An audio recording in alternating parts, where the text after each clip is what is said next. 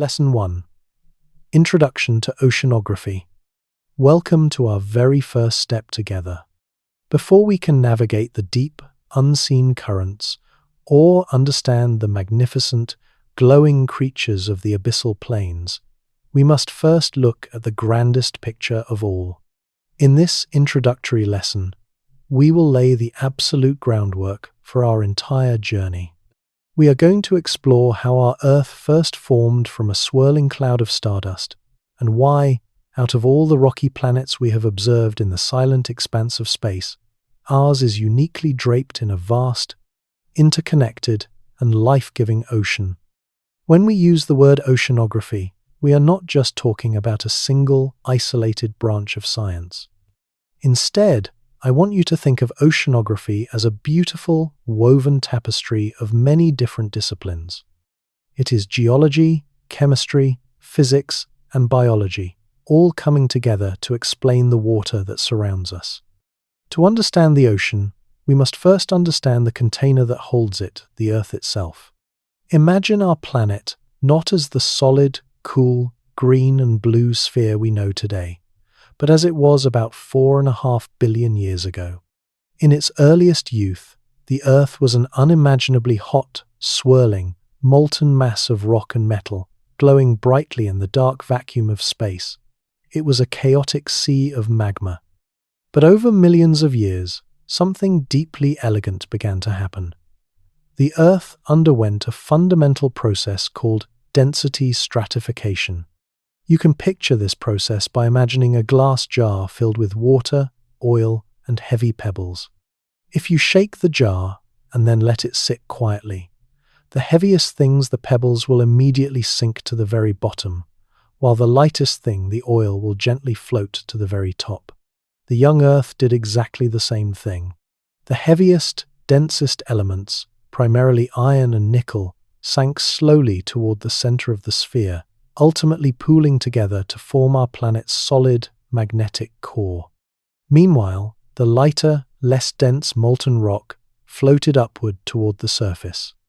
As the cold vacuum of space drew heat away from the planet, this outermost layer slowly cooled and hardened, forming the thin, brittle crust upon which we build our lives today. But where did the water come from? As the crust cooled, it trapped immense amounts of volatile gases beneath it. Volcanoes, which dotted the ancient landscape in numbers we can barely fathom today, acted as massive pressure valves.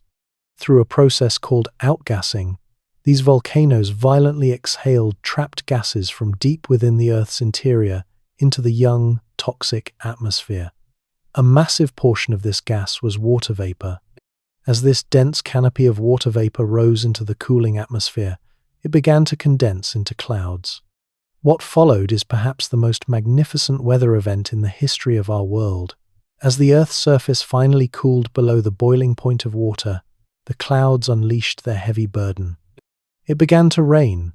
Try to imagine a rainstorm that does not last for a day or a week, but for thousands, perhaps millions of years. A relentless, torrential downpour that cascaded over the newly hardened, barren rocks. This ancient, endless rain slowly filled the great depressions and rocky basins of the Earth's crust, pooling deeper and deeper, eventually forming the very first oceans. To truly appreciate the scale of what that great rain left behind, consider that the ocean now covers roughly 71% of the Earth's surface. We live on a planet named Earth, yet it is overwhelmingly a planet of water.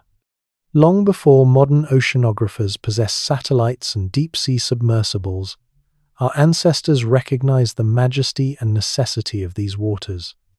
Let us take a moment to honor the early Polynesian navigators, who were, in many ways, the first applied oceanographers. Over thousands of years, they colonized the vast, scattered islands of the Pacific Ocean without compasses or metal tools. Instead, they read the sea like an open book. They navigated by the rising and setting of specific stars, the flight paths of seabirds, and, most remarkably, by the subtle feel of the ocean's swell bouncing back from islands, entirely hidden over the horizon. In the Western world, a Greek philosopher and explorer named Pytheas sailed from the Mediterranean up to the icy waters of Britain over 2,000 years ago, noting for the first time how the phases of the moon seemed directly tied to the rising and falling of the tides.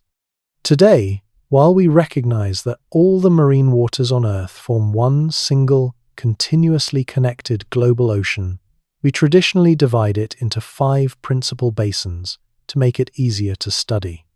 Let us mentally glide over them. First, there is the Pacific Ocean, the oldest, deepest, and grandest of them all. It is so breathtakingly large that all of the Earth's continents could be placed inside the Pacific Basin, and there would still be ample room left for more water. It covers nearly half the globe. Next is the Atlantic Ocean, a long, narrow, shaped corridor of water separating the Americas from Europe and Africa. It is a relatively shallow and young ocean, still slowly growing wider every single year. Then we have the Indian Ocean, unique because it is mostly constrained to the southern hemisphere, bordered by the sweeping coastlines of Africa, India, and Australia. It is a warm, rich body of water, deeply influenced by seasonal monsoon winds. At the very top of our world lies the Arctic Ocean, the smallest and shallowest of the 5. It is a quiet, extreme environment, largely capped by a shifting layer of bright white sea ice. Finally, circling the frozen continent at the bottom of the world, we find the Southern Ocean. Unlike the others, which are bounded by land, the Southern Ocean is bounded entirely by invisible walls of rushing water, massive, swirling currents that isolate Antarctica and make these waters some of the roughest and most vital on Earth. So you see, this history we are discussing isn't just a dry theory written in an old textbook. The origin of the oceans is directly tied to the origin of life itself. The water that sustains us has been cycling through the Earth's systems for billions of years. When you hold a glass of water or feel the gentle rain on your face, you are interacting with the exact same water molecules that rained down upon the cooling Earth during its fiery infancy. It is the same water that bathed the first single-celled organisms and the same water that the great dinosaurs drank. The ocean is the ultimate connective tissue of our planet. It regulates our climate, provides the oxygen for every second breath we take, and continues to offer a profound sense of psychological peace when we stand on its shores and listen to the rhythmic crashing of the waves. Having now grasped the immense structure of our watery planet, its ancient origins, and the sheer scale of the 5 great basins, we are perfectly prepared to look beneath the shimmering surface. As we will soon discover, the seafloor is not a flat, static, or featureless bowl simply holding water. Instead, it is a dynamic, shifting puzzle of rock that continuously rebuilds the face of the Earth. Let's hold that thought here, allowing the sheer scale of the global ocean to rest peacefully in your mind. Our next lesson will hand us the adjacent piece of the puzzle, taking us down into the dark to explore the restless, powerful movements of the Earth beneath the sea. Lesson 2. Plate tectonics and the ocean floor. Welcome back. In our last session, we laid the grand groundwork of Earth's layered structure, exploring how our young, fiery planet cooled and how the eternal rains filled the vast basins to create our global ocean. As we rest here, you might naturally assume that these ocean basins are like a porcelain bowl, solid, permanent, and unchanging vessels, simply holding the water. But tonight, we take the next step together to discover a magnificent truth. The Earth beneath the sea is restless. In this lesson, we will explore the majestic, hidden engine of plate tectonics, and we will watch how the ocean floor is constantly being born and ultimately how it is destroyed.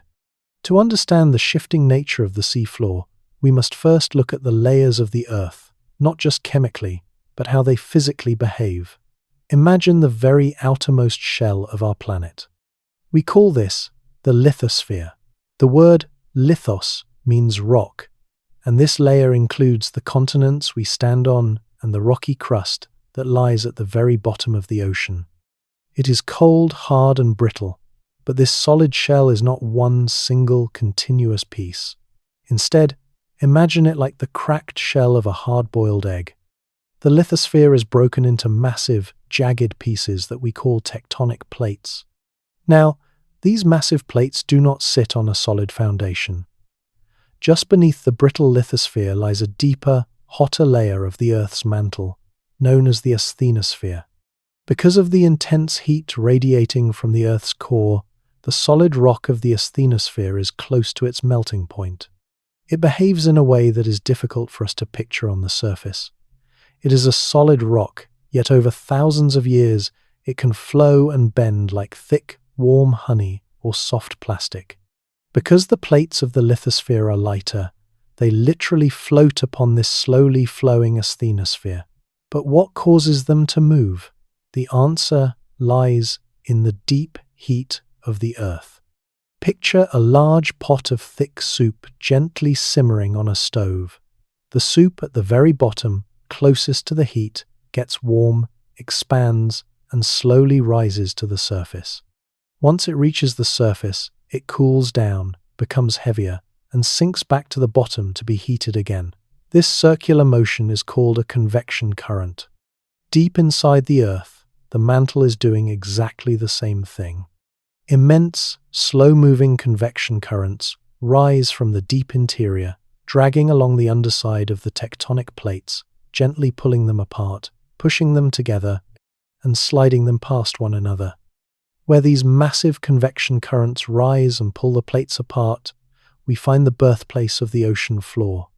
We call these areas divergent boundaries. Running down the center of almost every ocean basin is a massive, continuous underwater mountain range, known as a mid-ocean ridge.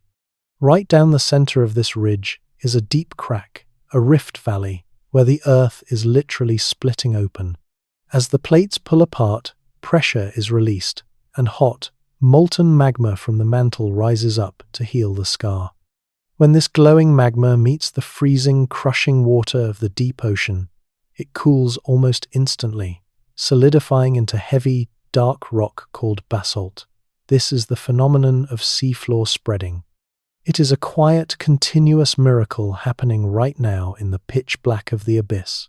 Brand new Earth is being created, slowly widening the oceans, inch by inch, year by year. The journey to uncovering this truth is one of the most beautiful stories in modern science. In the year 1912, a German meteorologist named Alfred Wegener looked at a map of the world and noticed something that many children notice. The coastlines of the continents seem to fit together. South America and Africa, when brought close, match up like two halves of a torn photograph. Wegener proposed a beautifully bold theory called continental drift. He suggested that long ago, all the continents were joined in one massive supercontinent he named Pangaea, surrounded by a single, immense ocean. He found matching fossils of ancient ferns and reptiles on continents now separated by thousands of miles of deep water. Yet, in his lifetime, Wegener's ideas were largely dismissed. He could not explain the how. He could not prove what unimaginable force could possibly push an entire continent through the solid ocean floor. The missing puzzle piece remained hidden in the deep until the middle of the 20th century. Following the Second World War, scientists began using sonar originally developed to find submarines to map the ocean floor. Instead of finding a flat, muddy wasteland as they expected, researchers, led by the brilliant cartographic work of scientists like Marie Tharp, discovered the Mid-Atlantic Ridge. They found a mountain range far larger than the Himalayas, winding through the center of the oceans like the seams on a baseball. They found that the rock near the center of the ridge was brand new, and the rock further away near the continents was ancient. They had finally found the mechanism. The continents were not plowing through the ocean floor. The ocean floor itself was acting as a conveyor belt, carrying the continents along for the ride. But if new ocean floor is constantly being created at the ridges, why isn't the Earth inflating like a balloon? Nature always seeks a perfect balance. If new crust is born in one place, old crust must be destroyed somewhere else. As the newly formed ocean floor moves away from the ridge, it cools down over millions of years. It grows denser, heavier, and thicker. Eventually, at the far edges of the ocean basins, this cold, heavy oceanic crust collides with a continent. Because the oceanic plate is denser, it loses the battle. It bends downward, plunging beneath the lighter continent and sinking back down into the hot, churning mantle to be melted and recycled. This dramatic process is called subduction. Where the plate bends downward, it creates an ocean trench, a dark, narrow, V-shaped scar in the ocean floor. These trenches are the deepest places on our planet. The Mariana Trench in the Western Pacific is so profoundly deep that if you were to drop Mount Everest into it, the peak would still be covered by over a mile of dark salt water. So you see, this incredibly slow, invisible dance of the tectonic plates is not just an abstract geological concept. It is the heartbeat of our planet, and it dictates the shape of the world we live in. It is the fundamental principle that explains why earthquakes shake the coastlines of California and Japan. As the grinding plates get stuck against each other, stress builds up for centuries, eventually snapping and releasing energy that ripples through the rock. It explains the Pacific Ring of Fire, a magnificent curving arc of active volcanoes tracing the edges of the ocean, fueled by the melting of the ocean floor as it subducts beneath the continents. The geography of our world is temporary, a fleeting snapshot in a deeply geological story of creation and destruction. The ocean floor is the very engine of that story.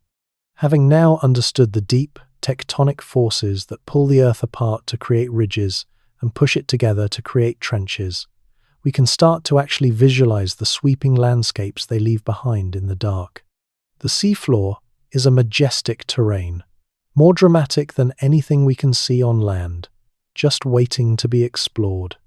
Let's hold that thought here, allowing the slow, rhythmic movement of the Earth's crust to lull you into a deeper state of relaxation. When we return, we will embark on a quiet tour across these underwater landscapes, beginning our study of the specific regions known as the marine provinces.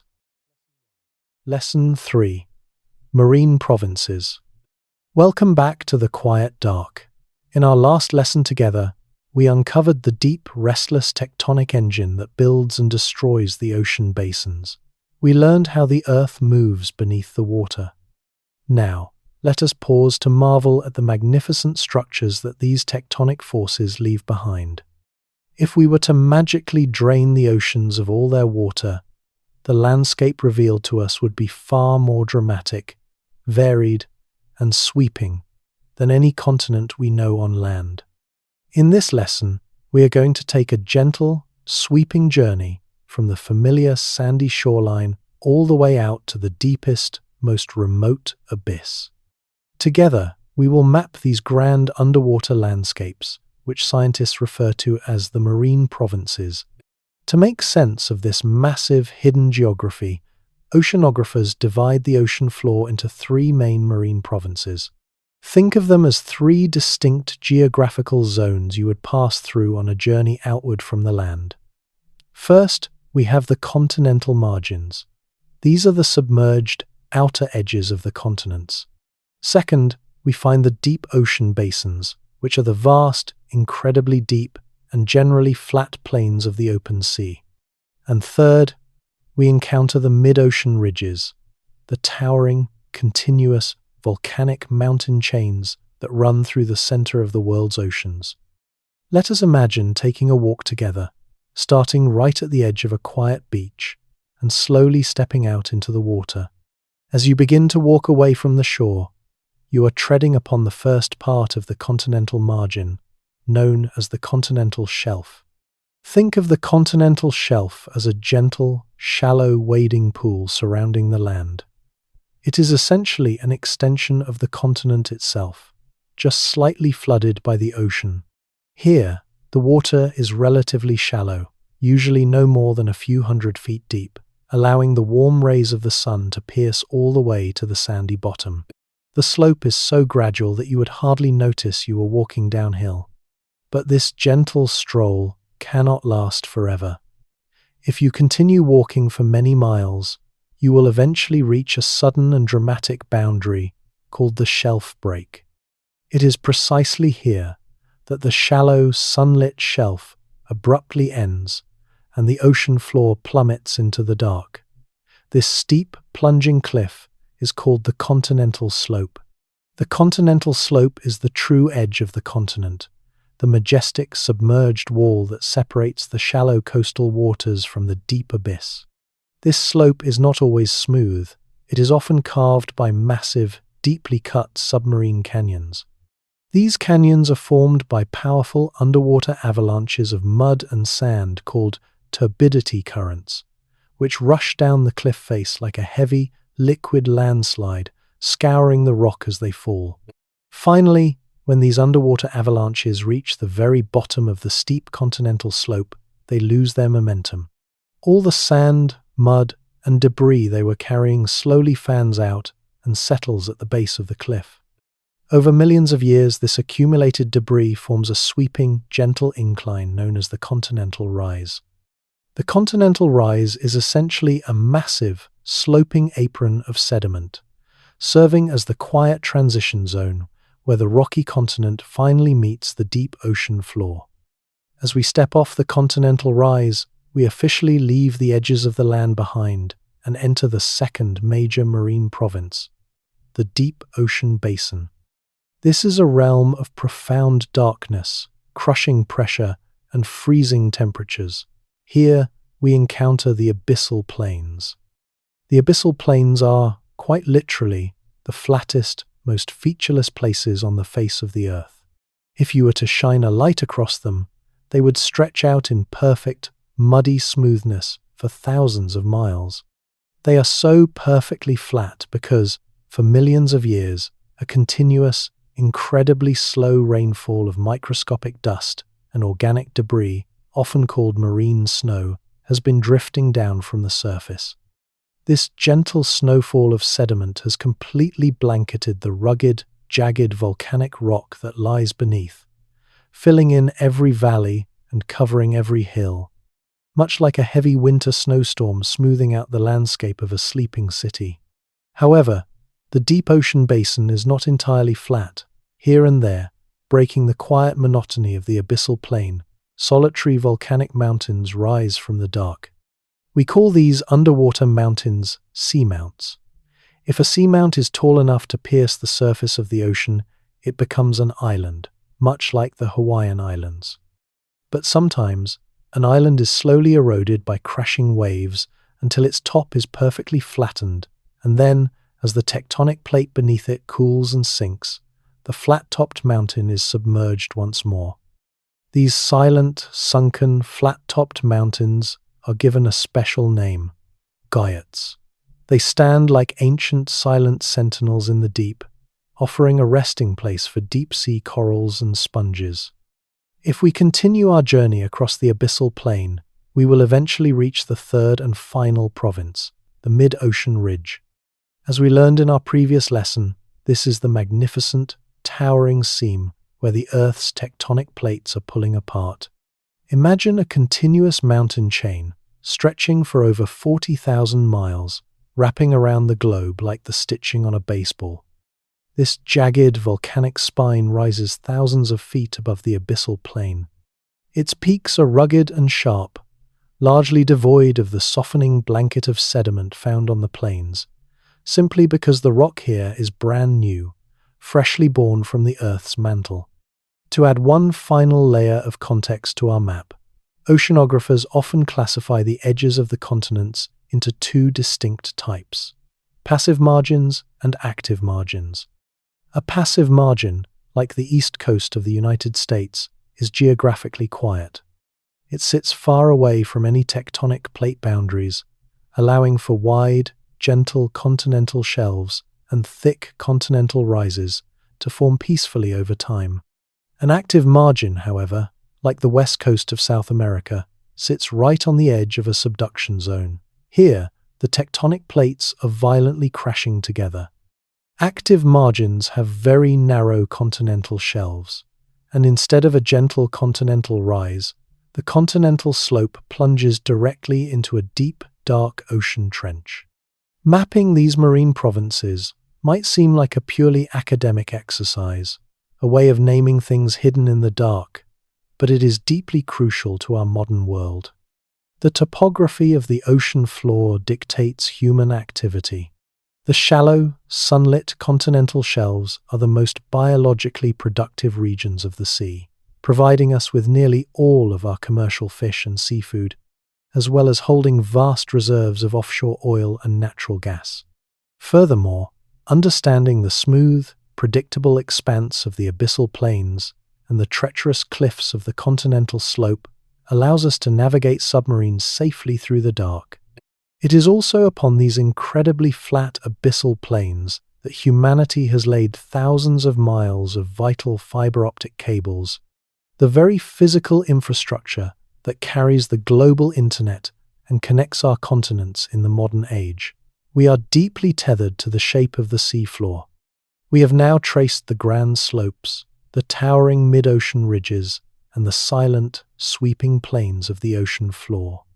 But as we walked across the abyssal plain, I mentioned that its perfect flatness is caused by a continuous, eternal blanket of falling materials that gentle marine snow.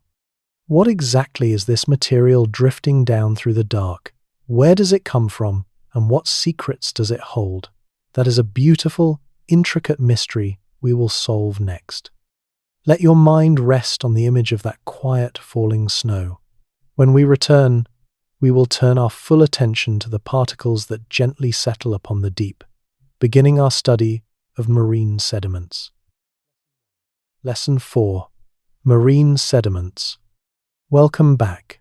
Take a deep, restful breath and let your body settle completely into the quiet space you have created for yourself.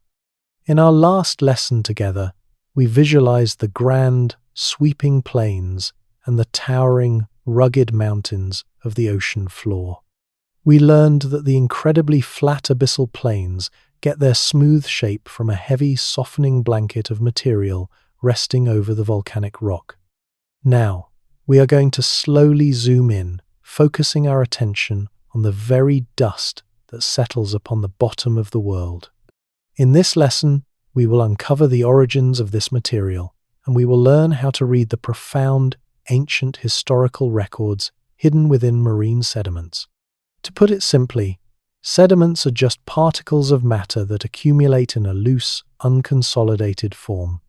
You are already intimately familiar with sediment. It is the sand you walk on at the beach, the mud squishing beneath your boots after a heavy rain, and the dust that dances in a shaft of sunlight in your living room. In the ocean, you can think of marine sediments as a slow, silent, and eternal snowfall of microscopic debris drifting gently down through the dark water column, finally coming to rest on the seafloor. Because the ocean is so vast, this sediment comes from several very different sources, and oceanographers gently categorize them by their origins. The first and most abundant type is called lithogenous sediment, sometimes referred to as terrigenous sediment. The prefix litho means rock, and genus means origin. This is the material born from the solid land. High up in the continental mountains, wind, rain, and freezing ice slowly shatter solid rock into boulders, then into pebbles, and finally into fine sand and silt. Rivers act as great conveyor belts, carrying this eroded rock down to the sea. But lithogenous sediment is not only carried by water. On dry, arid continents, powerful storms can sweep up millions of tons of fine desert dust, blowing it far out over the open ocean where it eventually settles, slowly sinking into the deep. The second category is perhaps the most beautiful: biogenous sediment. This is the sediment born from life. Far above the dark abyss, in the bright, sunlit surface waters, Trillions upon trillions of microscopic organisms are living, floating, and reproducing. Many of these tiny algae and small animals build exquisite, intricate microscopic shells around themselves for protection. When these organisms reach the end of their short lives, their organic bodies decay, but their hard, microscopic shells remain. These tiny, empty homes drift downward, taking weeks or even months to reach the ocean floor. Our third category is hydrogenous sediment, which is born directly from the water itself. Seawater is a complex chemical soup, holding immense amounts of dissolved minerals. Sometimes, the chemical conditions in the deep ocean are just right for these dissolved minerals to solidify or precipitate straight out of the water, forming solid particles. The most famous examples of this are manganese nodules, dark, rounded lumps of metal that look like charred potatoes, sitting quietly on the abyssal plains and growing at a painstakingly slow rate of just a few millimeters every million years. And finally, we have a wonderfully poetic fourth category, cosmogenous sediment. This is the sediment born from outer space.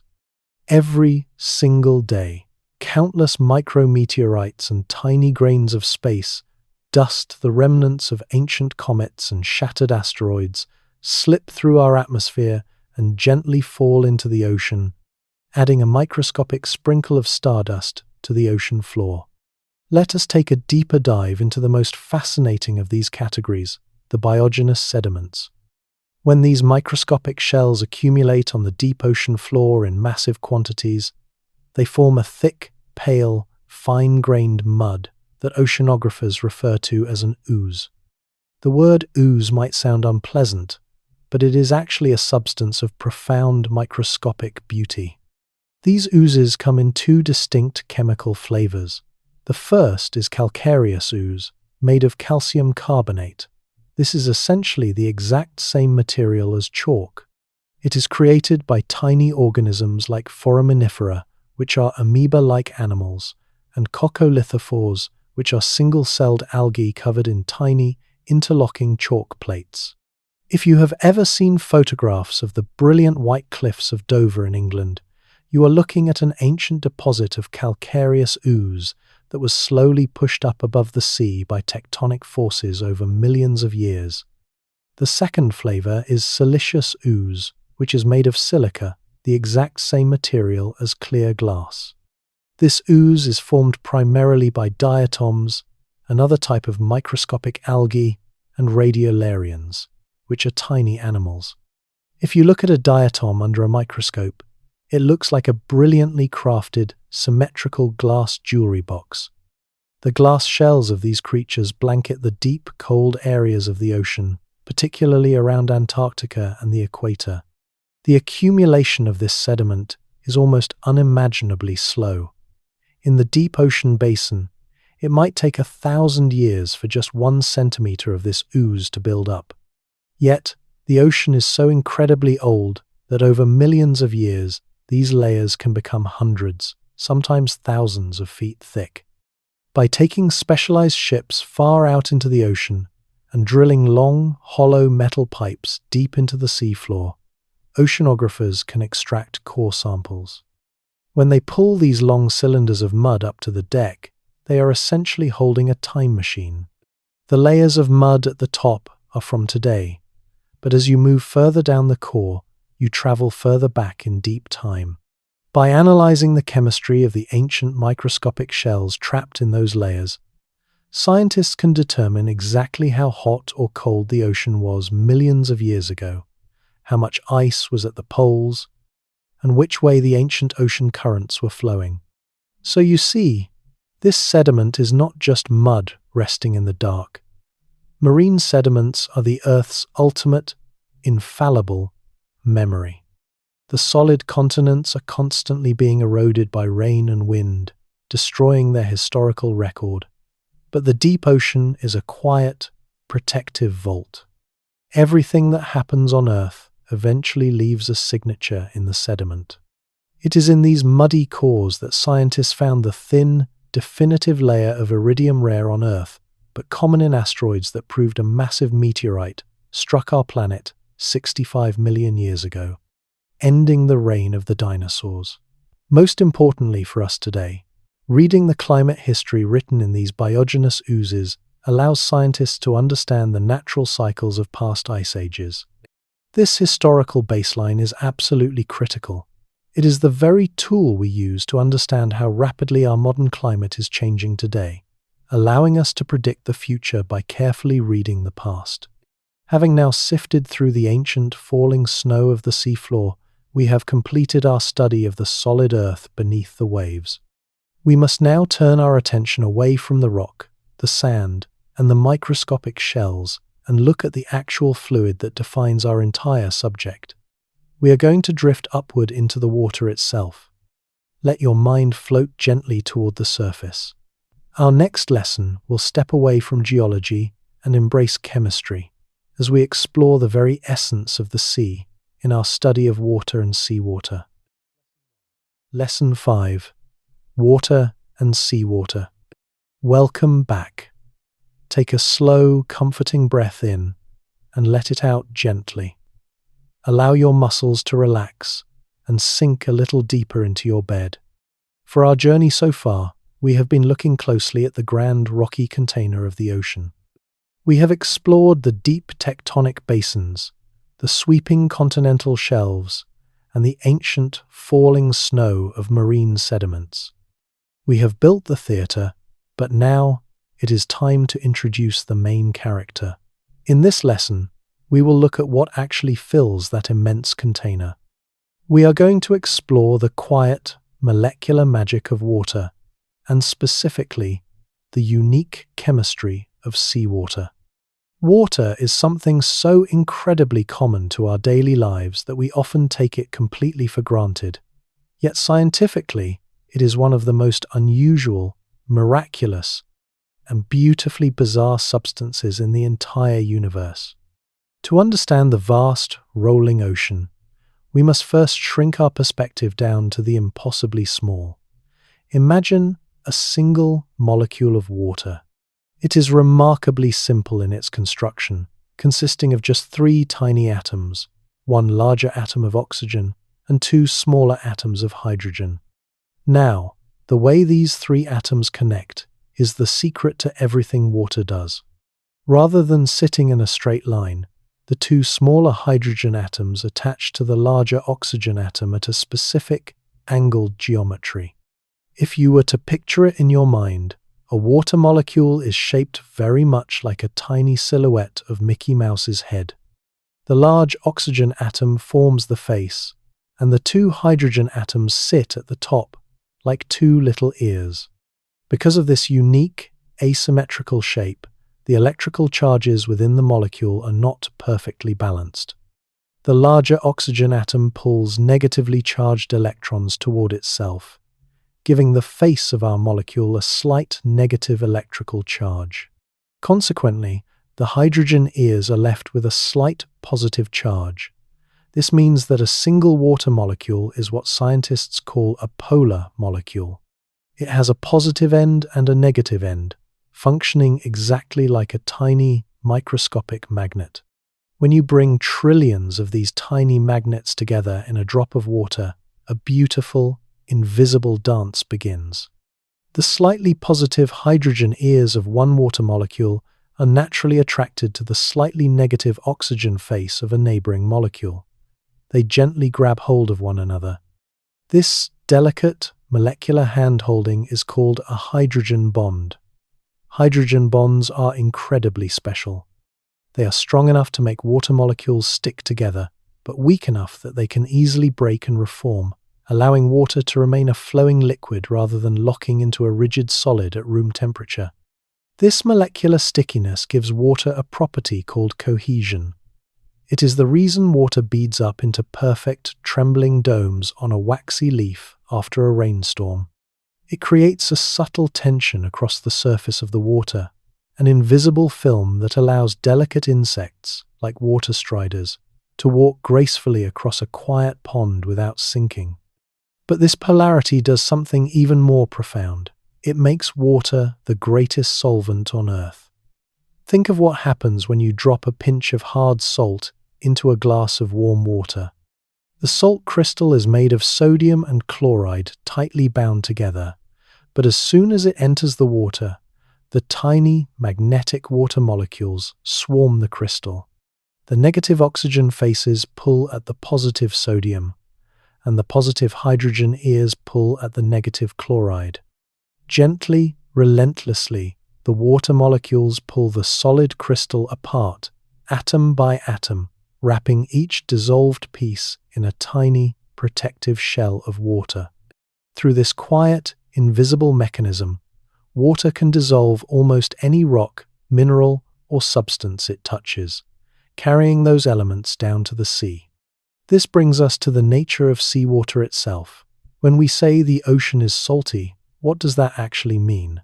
On average, seawater is about 96.5% pure water.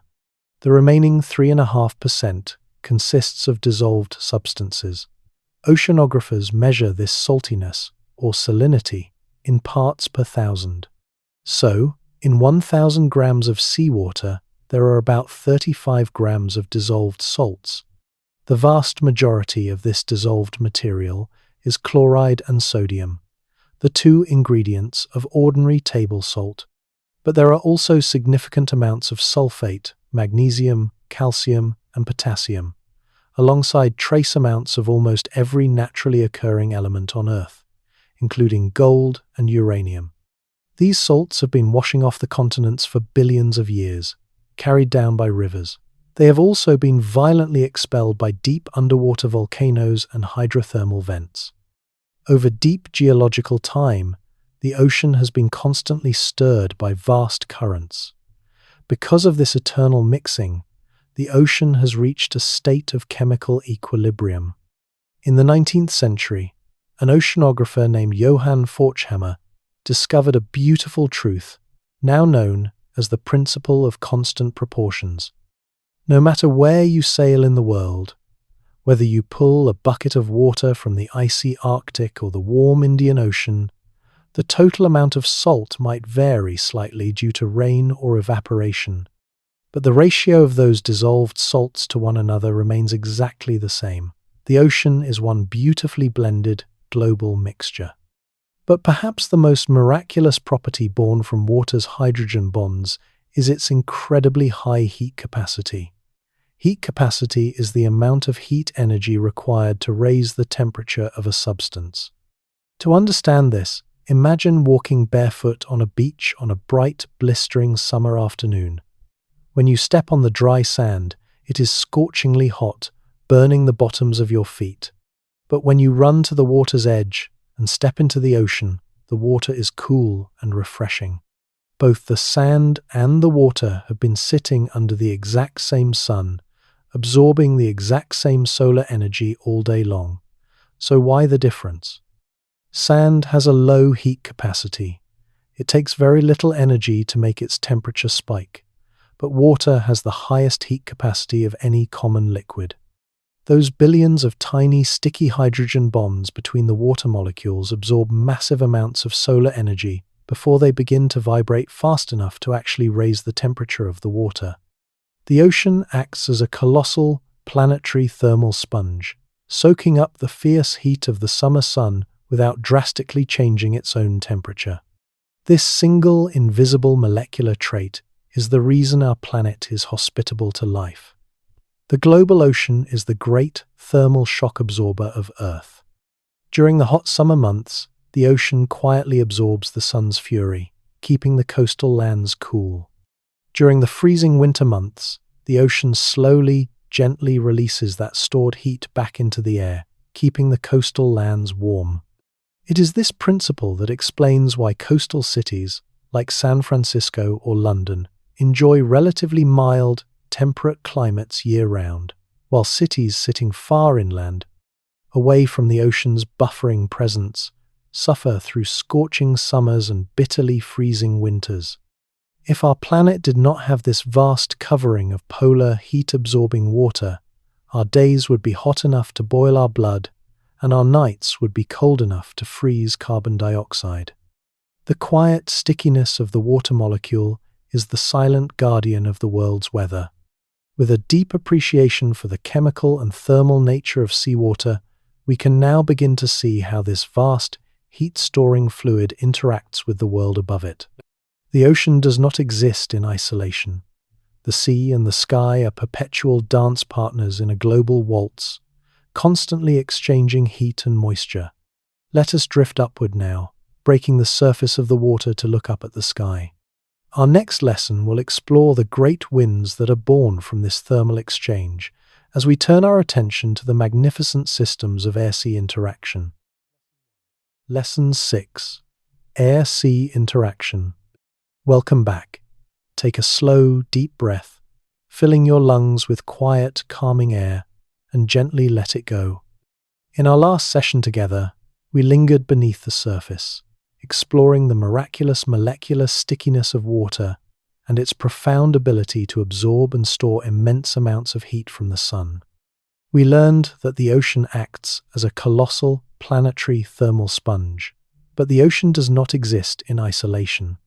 In this lesson, we take the next step and rise above the waves to explore the grand, invisible boundary where the water meets the sky. We are going to examine the magnificent partnership between the ocean and the atmosphere, a delicate, perpetual exchange of heat and moisture that ultimately drives the winds, breathes life into the weather, and wraps our world in a dynamic blanket of moving air. To understand the winds that sweep across the sea, we must view the ocean and the atmosphere not as two separate things, but as one deeply entangled, continuously communicating system. The engine that powers this entire system is the sun. However, the sun does not heat our spherical planet evenly. Imagine holding a flashlight in a dark room and pointing it directly at the center of a globe. The light hits the equator in a tight, concentrated, blindingly bright circle. Because the angle is direct, the heat is intense. Now, move that flashlight toward the top or bottom of the globe. The light strikes the curved surface at a glancing, shallow angle, spreading out into a long, diffuse oval. The same amount of solar energy is now spread over a much larger area, making it significantly weaker. This is exactly what happens on Earth. The equator receives an intense, concentrated bombardment of solar radiation, while the freezing poles receive a weak, slanted, and highly diffused light. This uneven heating creates a massive, global imbalance of heat, and nature, in all its profound wisdom, simply cannot tolerate an imbalance. It will always try to fix it by moving heat from where it is abundant to where it is scarce. Here is how nature attempts to solve this problem. The intensely warm ocean waters near the equator heat the air sitting directly above them. As this air warms, its molecules become energized. They bounce away from one another, causing the air to expand, become lighter, and gently rise high into the atmosphere. Think of a hot air balloon slowly lifting off the ground on a crisp morning. But as millions of tons of warm air rise vertically away from the equator, they leave behind an area of emptiness, a region of low atmospheric pressure near the surface of the ocean. The atmosphere abhors a vacuum. Immediately, cooler, denser air from regions slightly further north and south rushes in horizontally to fill that empty space. This rushing, horizontal movement of air across the surface of our planet is exactly what we feel as wind. In a perfectly simple, stationary world, we would just have one massive loop of air, rising at the hot equator, traveling high in the sky to the cold poles, sinking down as it cools, and blowing straight back along the surface to the equator. But our world is not stationary. Our world is spinning. The Earth rotates on its axis once every 24 hours, and this rotation fundamentally alters the path of the winds in a beautiful, complex phenomenon known as the Coriolis effect. To visualize the Coriolis effect, imagine you are standing exactly in the center of a gently spinning merry-go-round, and a friend is standing on the outside edge.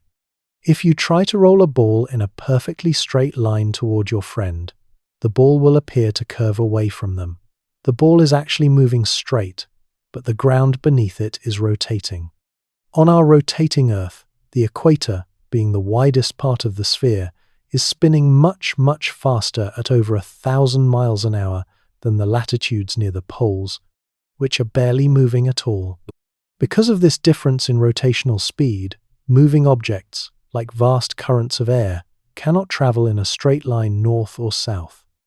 As air moves toward the poles or toward the equator, the spinning Earth literally turns beneath it. In the northern hemisphere, this causes all moving air to be gently deflected or curved to the right. In the southern hemisphere, the air is curved gently to the left. This spinning deflection breaks that single, simple loop of air into 3 distinct, swirling bands of wind in each hemisphere. Let us look at the most famous of these bands. Near the equator, the air rushing in to replace the rising heat is deflected westward. These are the trade winds. For centuries, these incredibly reliable, steady breezes were the great highways of the global ocean, filling the white canvas sails of ancient mariners and early explorers, dependably carrying them from east to west across the vast Pacific and Atlantic. Further north and south, in the mid-latitudes where North America and Europe sit, the Coriolis effect spins the air in the opposite direction, creating the prevailing westerlies winds that blow from the west to the east, carrying the complex, swirling storm systems that define the changing seasons in these regions. And right at the very equator, where the intensely heated air is rising straight up into the sky rather than moving horizontally across the water, there is a band of profound, heavy calmness. Mariners of old called this region the doldrums. Ships could sit here for weeks, perfectly still, trapped in the sweltering heat under a glassy, unmoving sea, waiting desperately for a breeze to finally catch their drooping sails. This grand, invisible waltz of air and sea is the crucible of our daily weather. As the ocean absorbs heat, vast amounts of pure water silently evaporate, rising invisibly into the air to be carried by these global winds. It is the principle that explains the birth of a hurricane or a typhoon. These massive spinning storms are essentially giant heat engines. They draw their violent, swirling energy directly from the warm summer waters of the tropical ocean, feeding on the rising heat and moisture until they finally crash over land, releasing the ocean's stored energy as torrential rain and howling wind. But even in its calmer moments, this interaction is what allows the ocean to water the earth. The winds carry the ocean's moisture over the dry continents, letting it fall as life-giving rain, watering the great rainforests of the world and filling the rivers that eventually flow right back to the sea. Having mapped the invisible rushing winds blowing across the surface of the sea, we are naturally led to ask a simple but profound question. What happens to the heavy water being endlessly pushed by these winds? The ocean does not sit still under the touch of the atmosphere. It responds with a majestic, sweeping movement of its own. Let's hold that thought here, allowing the image of the wind whispering over the waves to ease your mind. Our next lesson will hand us the adjacent piece of this puzzle, as we look beneath the wind to explore the magnificent, globe-spanning river systems within the sea itself, our study of ocean circulation. Lesson 7. Ocean Circulation. Welcome back to the quiet dark. In our last lesson together, we rose above the waves to feel the invisible, rushing winds blowing across the surface of the world. We learned how the sun's uneven heat creates a perpetual exchange of energy between the sea and the sky. Now, we will watch how the ocean responds to that constant, sweeping touch. The water does not sit idly by as the winds howl above it. In this lesson, we are going to track the vast, sweeping, majestic currents that circulate water around our planet. We will explore how the ocean moves, not just at the sunlit surface, but in the deepest, darkest trenches of the abyss. Ocean circulation is an unimaginably massive system, but we can understand it beautifully by breaking it down into two main types of movement. First, we have surface currents. These currents occur in the upper layer of the ocean, the top few hundred meters, and they are driven directly by the global winds we just discussed. Imagine you are sitting quietly with a warm cup of tea. If you blow steadily across the surface of the liquid to cool it, the friction between your breath and the tea drags the top layer of water forward, causing the liquid in the cup to slowly swirl. The ocean works on the exact same principle, just on a planetary scale. The steady, relentless blowing of the trade winds and the westerlies catches the surface of the sea, dragging the water along with it. However, unlike your round cup of tea, the ocean has massive, irregular barriers standing in the way. The continents. As the wind pushes the surface water across the ocean basin, that moving water eventually crashes into the landmass of a continent. With nowhere else to go, the water is forced to turn. Combined with the Coriolis effect, the gentle curving of moving objects caused by the Earth's rotation that we learned about earlier, this turning water forms massive, slow-moving, circular loops called gyres. There are 5 great gyres on our planet, 2 in the Pacific, 2 in the Atlantic, and 1 in the Indian Ocean. You can picture these gyres as colossal, liquid wheels, spinning quietly and continuously, defining the flow of the surface ocean. But that is only what happens in the sunlight. Beneath these surface gyres, in the crushing, freezing darkness of the deep ocean, there is an entirely different kind of movement. We call this thermohaline circulation. This deep movement is not driven by wind, but by the density of the water itself. Let us break that beautiful word down. Thermo refers to temperature, and haline refers to salt. In the ocean, cold water is much heavier and denser than warm water. Similarly, salty water is much heavier and denser than fresh water. So, if you have water that is both incredibly cold and incredibly salty, it becomes incredibly heavy. This dense water cannot float on the surface. Gravity pulls it down. It sinks into the abyss, creeping slowly across the very bottom of the ocean floor. While surface currents are relatively fast, driven by the whipping winds, thermohaline circulation is a silent, creeping, agonizingly slow crawl through the dark. To truly appreciate the majesty of these systems, let us look at some of the most famous currents they create. In the North Atlantic, the western edge of the spinning gyre forms a mighty surface current known as the Gulf Stream. It is a massive, powerful river of deep, cobalt-blue tropical water flowing rapidly northward through the colder, greener waters of the Atlantic Ocean. The Gulf Stream alone transports more water than all of the terrestrial rivers on Earth combined. It carries the intense heat of the Caribbean sun all the way up the eastern seaboard of North America and stretches across the cold northern ocean toward Europe. American founding father Benjamin Franklin was actually the first to systematically chart the Gulf Stream, noticing that mail ships taking a certain route across the Atlantic arrived weeks faster than others, simply by riding this massive underwater river. But what happens when that warm, tropical water of the Gulf Stream finally reaches the icy extremes of the North Atlantic, near Greenland and Iceland? Here, the story of the surface currents and the deep thermohaline circulation beautifully intertwine to form what scientists call the global conveyor belt.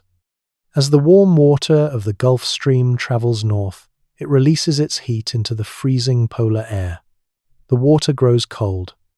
At the same time, the freezing winter winds cause the ocean surface to freeze into sea ice. But here is the secret of sea ice. When salt water freezes, the crystalline structure of the ice expels the salt, leaving it behind in the surrounding liquid water. So, the water left behind in the ocean becomes bitterly cold and heavily laden with concentrated salt. This water becomes incredibly dense. Because it is so heavy, it begins to sink in a massive, slow-motion underwater waterfall. Millions of cubic meters of freezing, salty water plunge into the deep abyss every single second. Once it hits the ocean floor, this heavy water begins a slow, creeping journey southward, sliding along the bottom of the Atlantic Ocean, eventually wrapping around Antarctica and spreading out into the deep Indian and Pacific basins. It is a journey of unimaginable patience. A single drop of water sinking in the North Atlantic today might take 1,000 years of creeping along the dark ocean floor before it finally warms, becomes lighter, and rises back to the surface in the Pacific to begin the cycle all over again. This incredible global conveyor belt is far more than just moving water. It is the circulatory system of our planet. Just as your blood circulates heat evenly throughout your body, ocean circulation distributes the intense heat of the equator up to the freezing poles. Because the Gulf Stream releases so much tropical heat into the air as it passes Europe, it keeps the climate of the continent artificially warm. It is the principle that explains why palm trees can miraculously grow in parts of Ireland and why the United Kingdom has mild, rainy winters, while parts of Canada at the exact same latitude are buried under freezing snow and ice.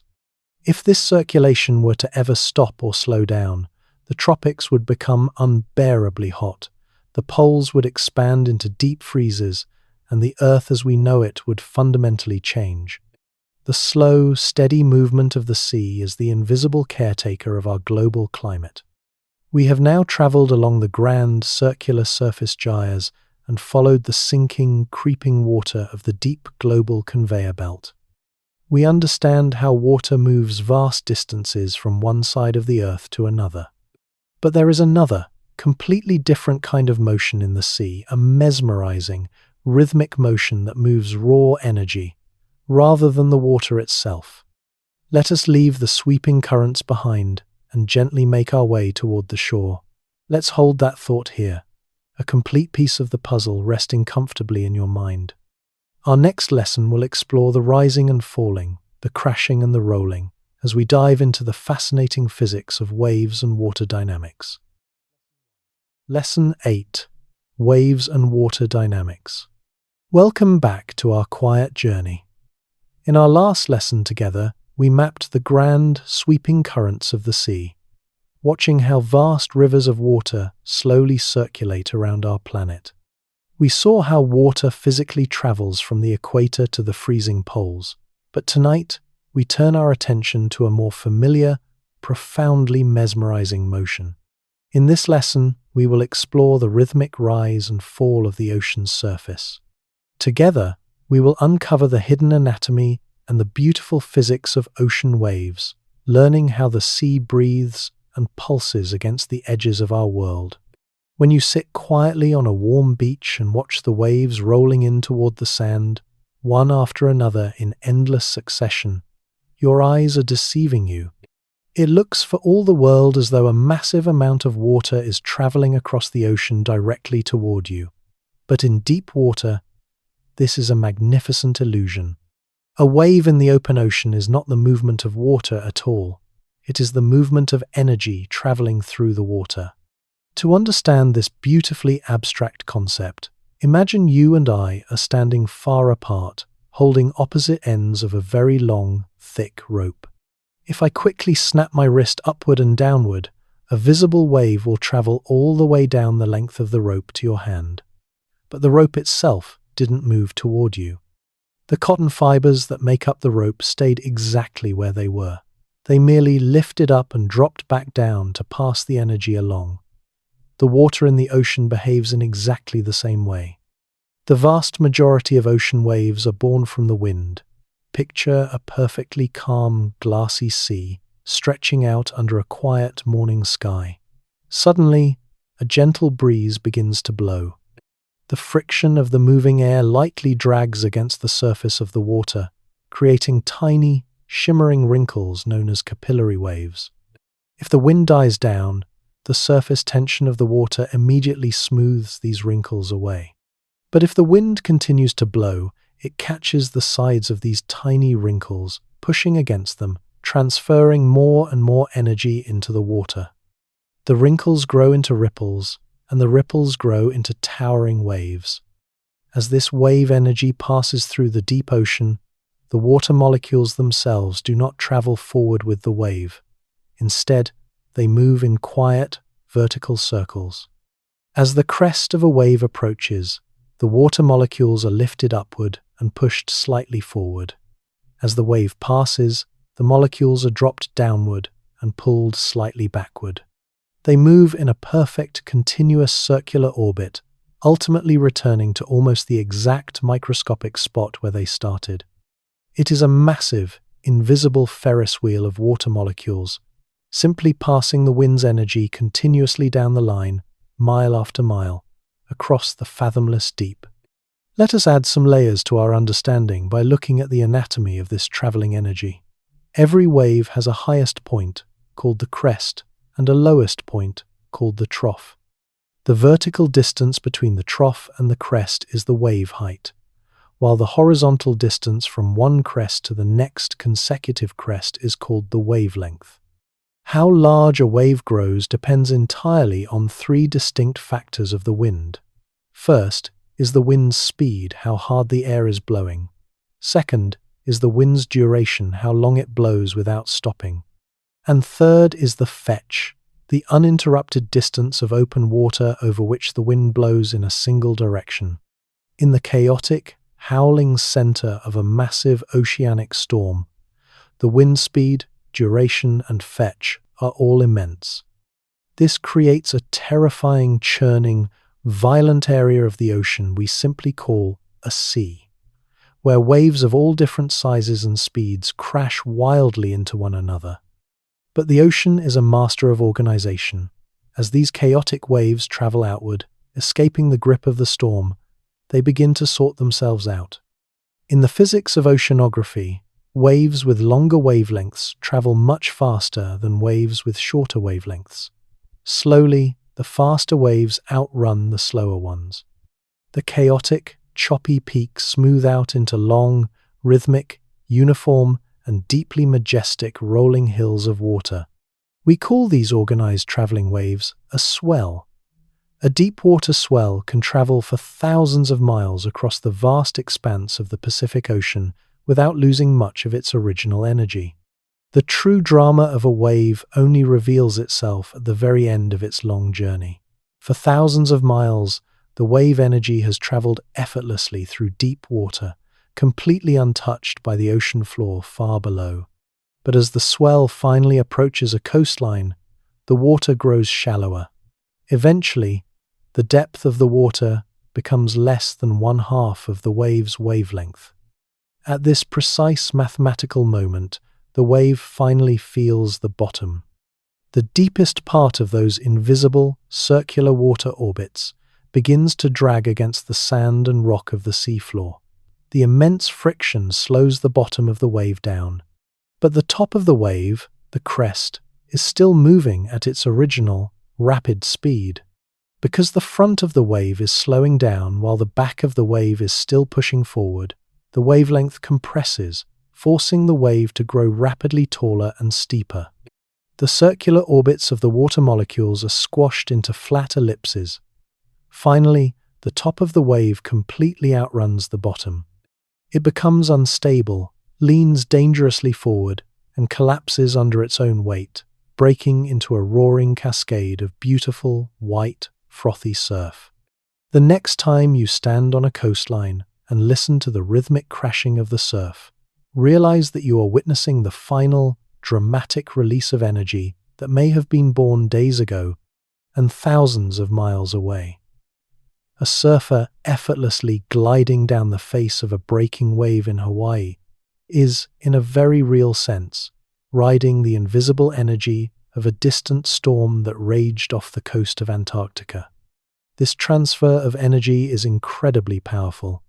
It shapes the very edges of our continents, slowly grinding massive boulders into fine sand and relentlessly carving the beautiful, rugged cliffs that define our shorelines.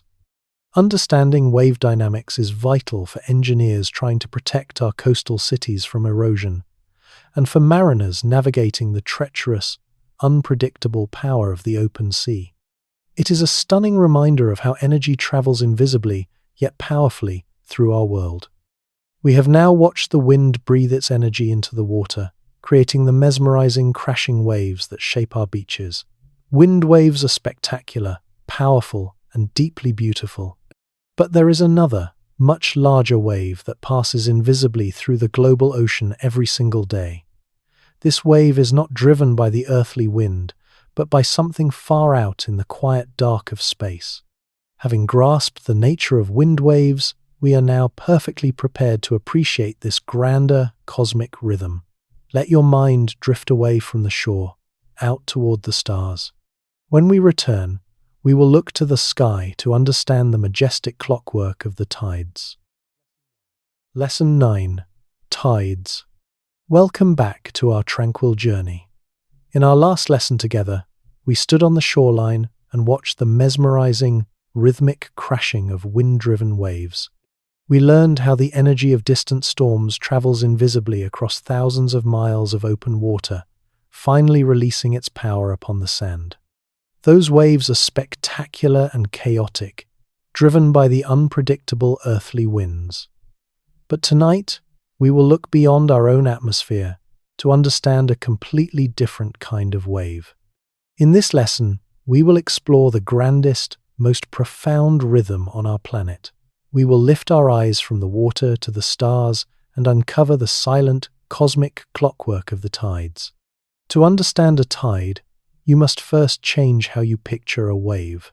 A tide is, in fact, a wave, but it is an unimaginably massive one.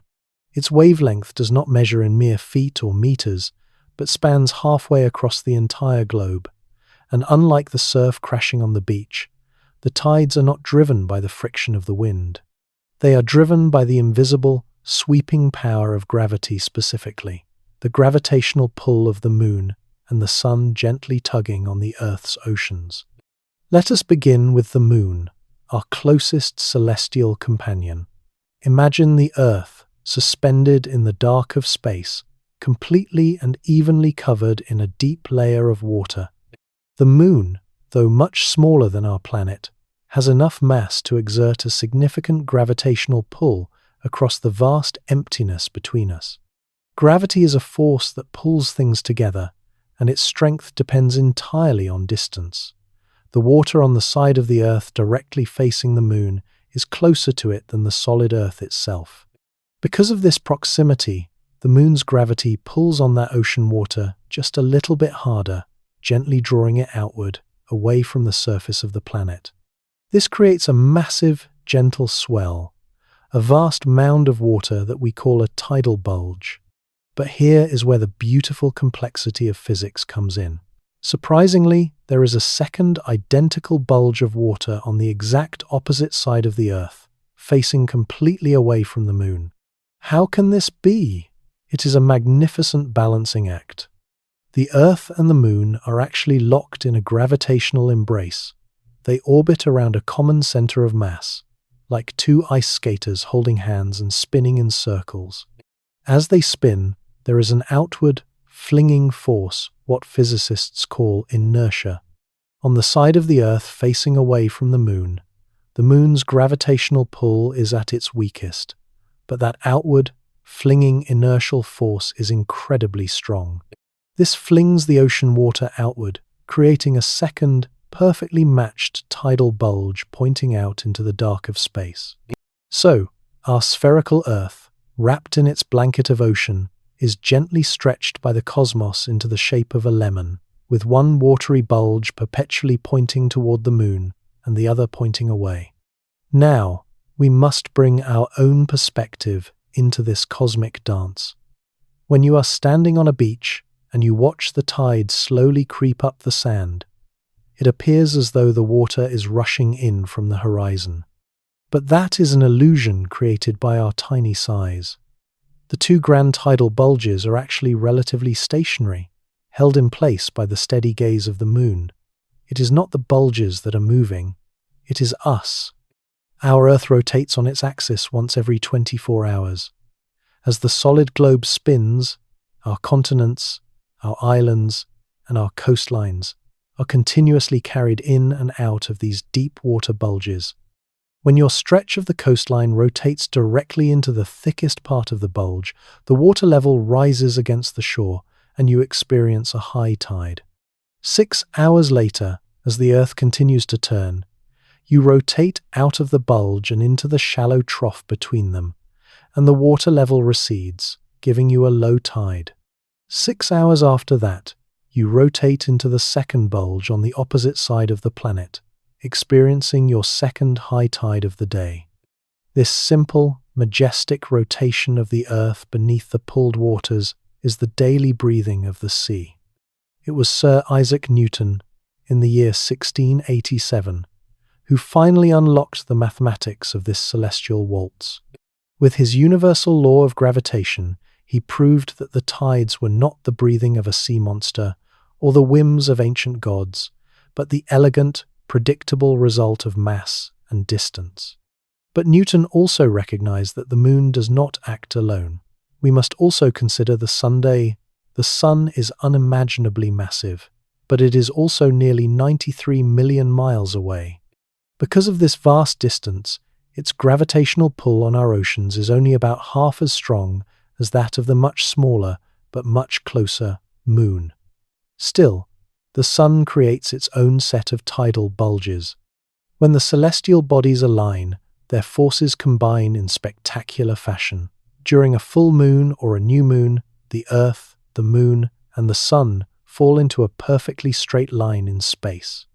Their gravitational pulls join hands, pulling together on the oceans. This creates the highest high tides and the lowest low tides of the month, which we call spring tides. The word spring here has nothing to do with the season. It comes from the old German word springen, meaning to leap or jump up.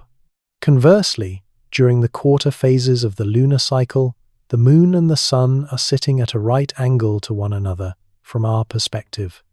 The sun's gravity is pulling the water in one direction, while the moon is pulling it in another, effectively cancelling each other out. The result is a profoundly gentle, quiet ocean with very little difference between high and low water. We call these neap tides, an ancient word meaning scarce or barely touching. This cosmic alignment is far more than a mathematical curiosity. It is the ultimate metronome for life on the edges of our continents. The tides dictate the rhythm of the coastal world. Ship captains must carefully time their arrivals and departures to the high water to safely glide over shallow harbour sandbars. But even more profoundly, countless marine creatures synchronize their entire life cycles to the phases of the moon and the height of the tides. Consider the tiny grunion, a remarkable fish of the Pacific coast. They wait for the absolute highest spring tide of the month to ride the crashing surf high up onto the beach, where they bury their eggs in the wet sand, completely safe from marine predators. Precisely 2 weeks later, during the next great spring tide, the high water returns to wash the eggs free, and the newly hatched fish swim out to sea. The turning of the solar system directly dictates the survival of a tiny fish in the dark. It is a beautiful reminder that our oceans are intimately tied to the cosmos.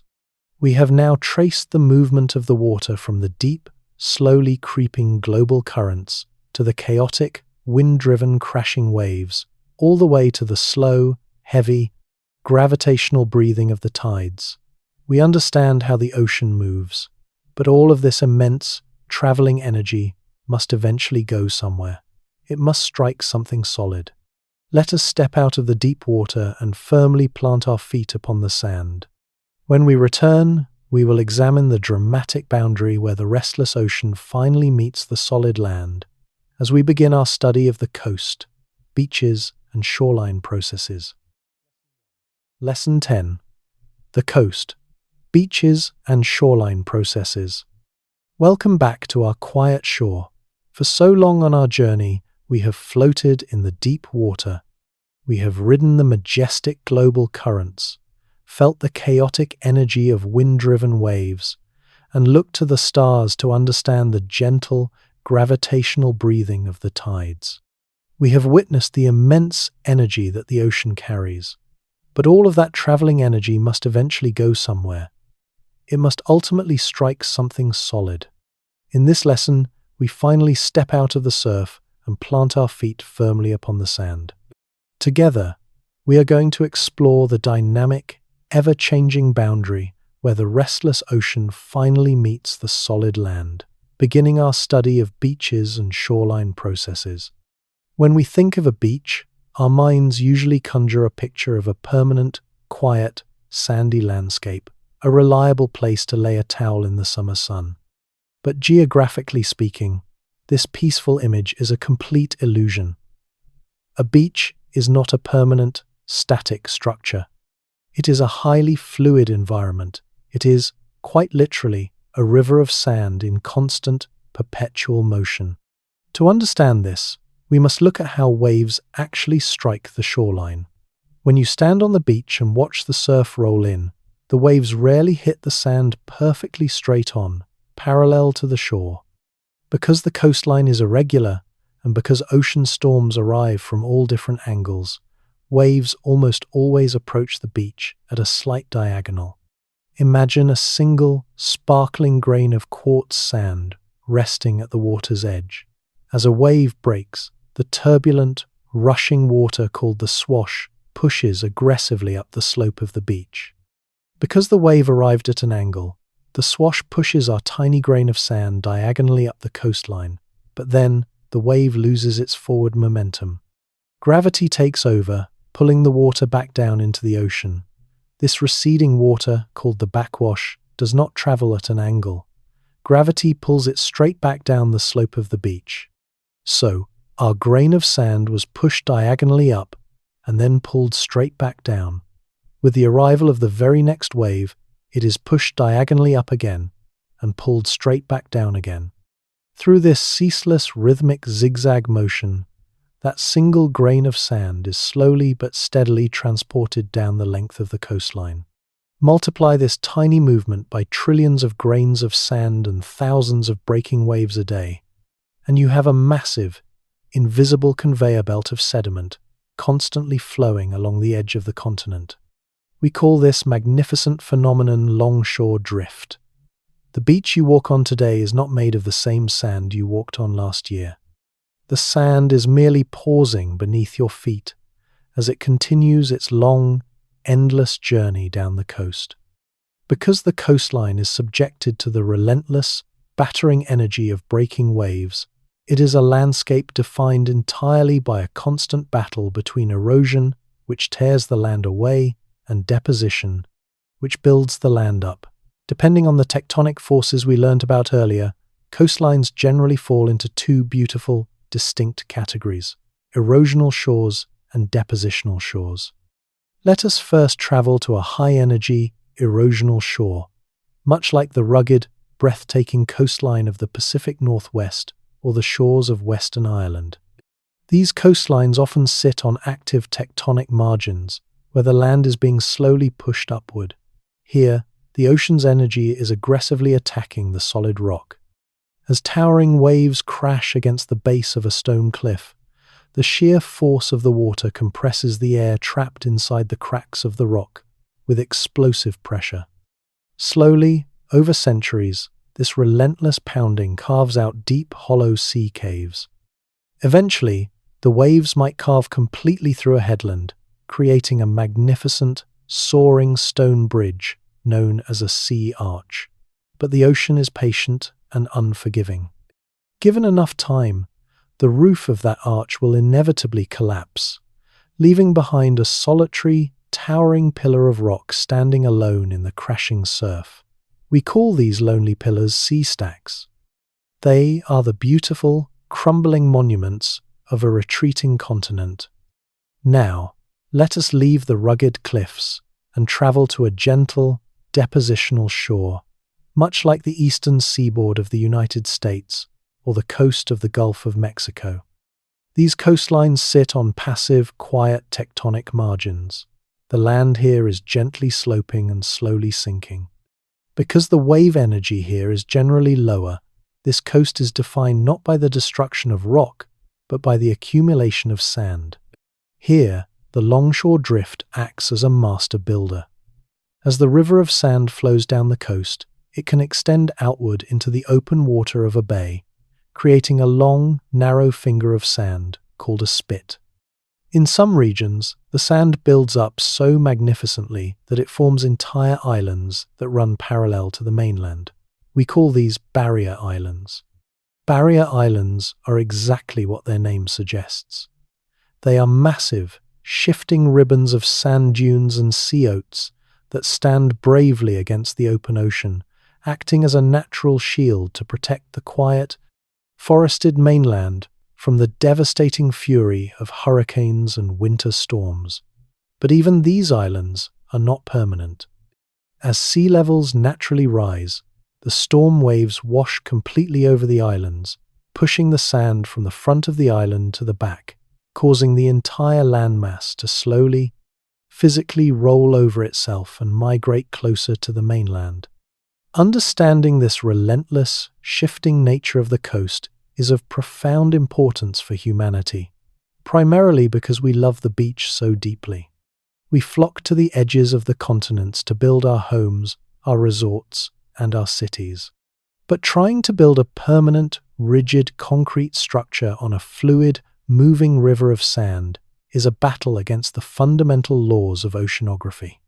When a coastal town experiences erosion, their first instinct is often to build hard stabilization structures like long stone walls called groins, jutting out into the ocean to catch the sand.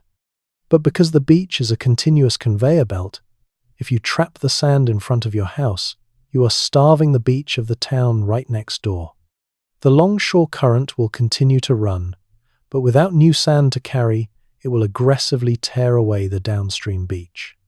Similarly, when we build massive, vertical concrete seawalls to protect our coastal highways, the energy of the crashing waves bounces directly off the flat wall, scouring away the sand below until the beach completely disappears. The story of shoreline processes teaches us a deeply humbling lesson. The coast is not a line on a map that can be frozen in time. It is a living, breathing boundary, constantly adjusting to the whims of the wind and the waves. True coastal management requires us to realize that the ocean will always reclaim the sand eventually, and that the most harmonious way to live by the sea is to respect its boundaries and accommodate its constant, beautiful motion. Having walked along the shifting, sandy beaches and marveled at the lonely, towering sea stacks, let us now turn our gaze away from the crashing surf. Let us look over the dunes of those protective barrier islands to the quiet, still waters sitting peacefully just behind them. Where the rivers flowing down from the land finally meet the salt of the sea, a unique, deeply vital magic occurs. Let's hold that thought here, allowing the roar of the surf to fade into a gentle, lapping quiet. Our next lesson will take us into these rich, sheltered coastal nurseries as we step into the intricate world of the coastal ocean. Lesson 11. The Coastal Ocean. Welcome back to the water's edge. In our last lesson together, we stood on the shifting sands of the beach and watched the raw, relentless energy of the ocean physically shape the edges of the continents. We witnessed the creation of beautiful, protective barrier islands. Now, I invite you to step just behind those islands, into the calm, sheltered waters that gently hug the shoreline. In this lesson, we will explore the coastal ocean, and we will focus specifically on the magical, vibrant mixing bowls known as estuaries. This is a region where the land and the sea embrace in a deeply vital partnership. When oceanographers speak of the coastal ocean, they are referring to the relatively shallow water that covers the gently sloping continental shelves we mapped out earlier in our journey. While this coastal band makes up only a tiny fraction of the global ocean's total volume, it is undeniably the most dynamic, ever-changing, and biologically bustling region of the sea. Out in the deep, open ocean, the environment is incredibly stable. The temperature and the salinity rarely change from day to day, or even from century to century. But the coastal ocean is entirely different. It is deeply and constantly influenced by the land it touches.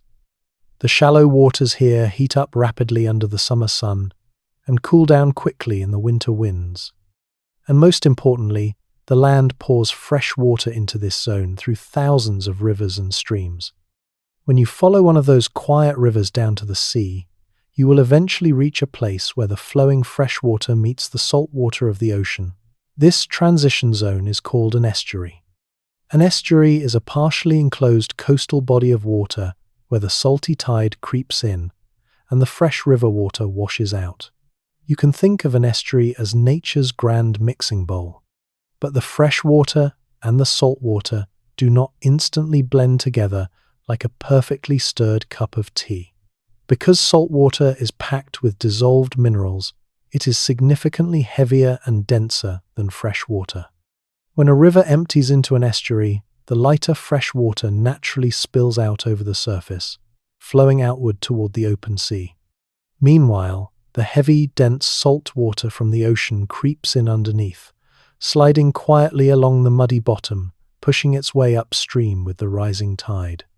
This creates a beautifully complex, layered flow of water, a gentle, invisible circulation system where the surface moves in one direction and the deep moves in another. This constant, layered mixing is the very heartbeat of the estuarine environment. Estuaries are not all built the same. They come in several magnificent geological shapes, each with its own unique history.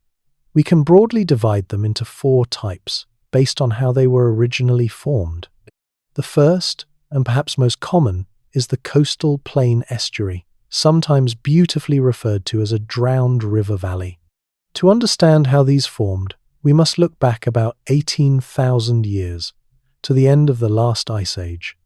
Back then, massive amounts of the Earth's water were locked up in towering frozen continental glaciers, meaning global sea levels were hundreds of feet lower than they are today. Rivers flowed out across the exposed continental shelves, carving deep valleys into the soil. But as the Earth warmed and the great ice sheets melted, the sea level slowly rose, silently creeping up and flooding those ancient river valleys. The magnificent Chesapeake Bay, on the eastern coast of the United States, is a classic example of a drowned river valley, a sprawling, branched body of shallow water that was once dry, forested land. The second type is the fjord. Fjords are visually breathtaking. These were carved not by flowing liquid rivers, but by massive, slowly grinding rivers of solid ice. Ancient glaciers carved deep, steep-walled, U-shaped valleys through solid mountain rock. When the ice eventually retreated and the sea level rose, the ocean flooded into these deep gouges.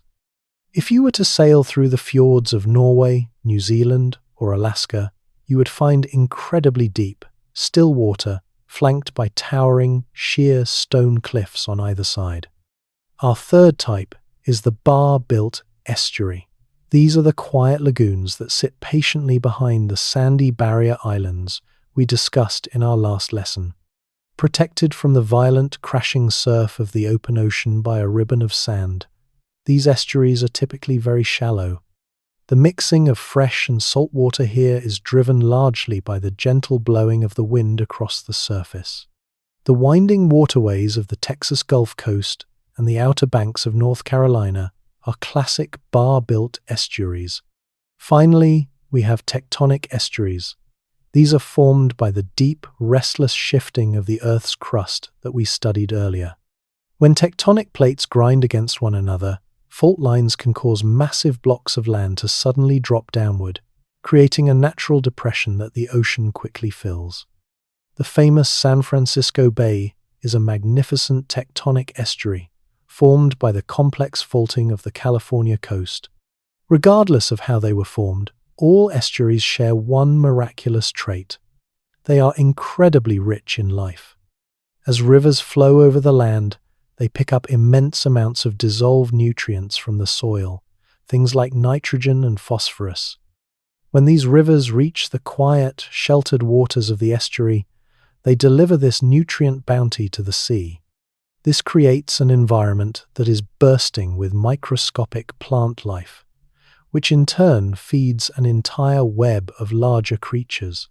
Because of this abundant food supply and the calm, sheltered waters, estuaries are universally known as the nurseries of the sea.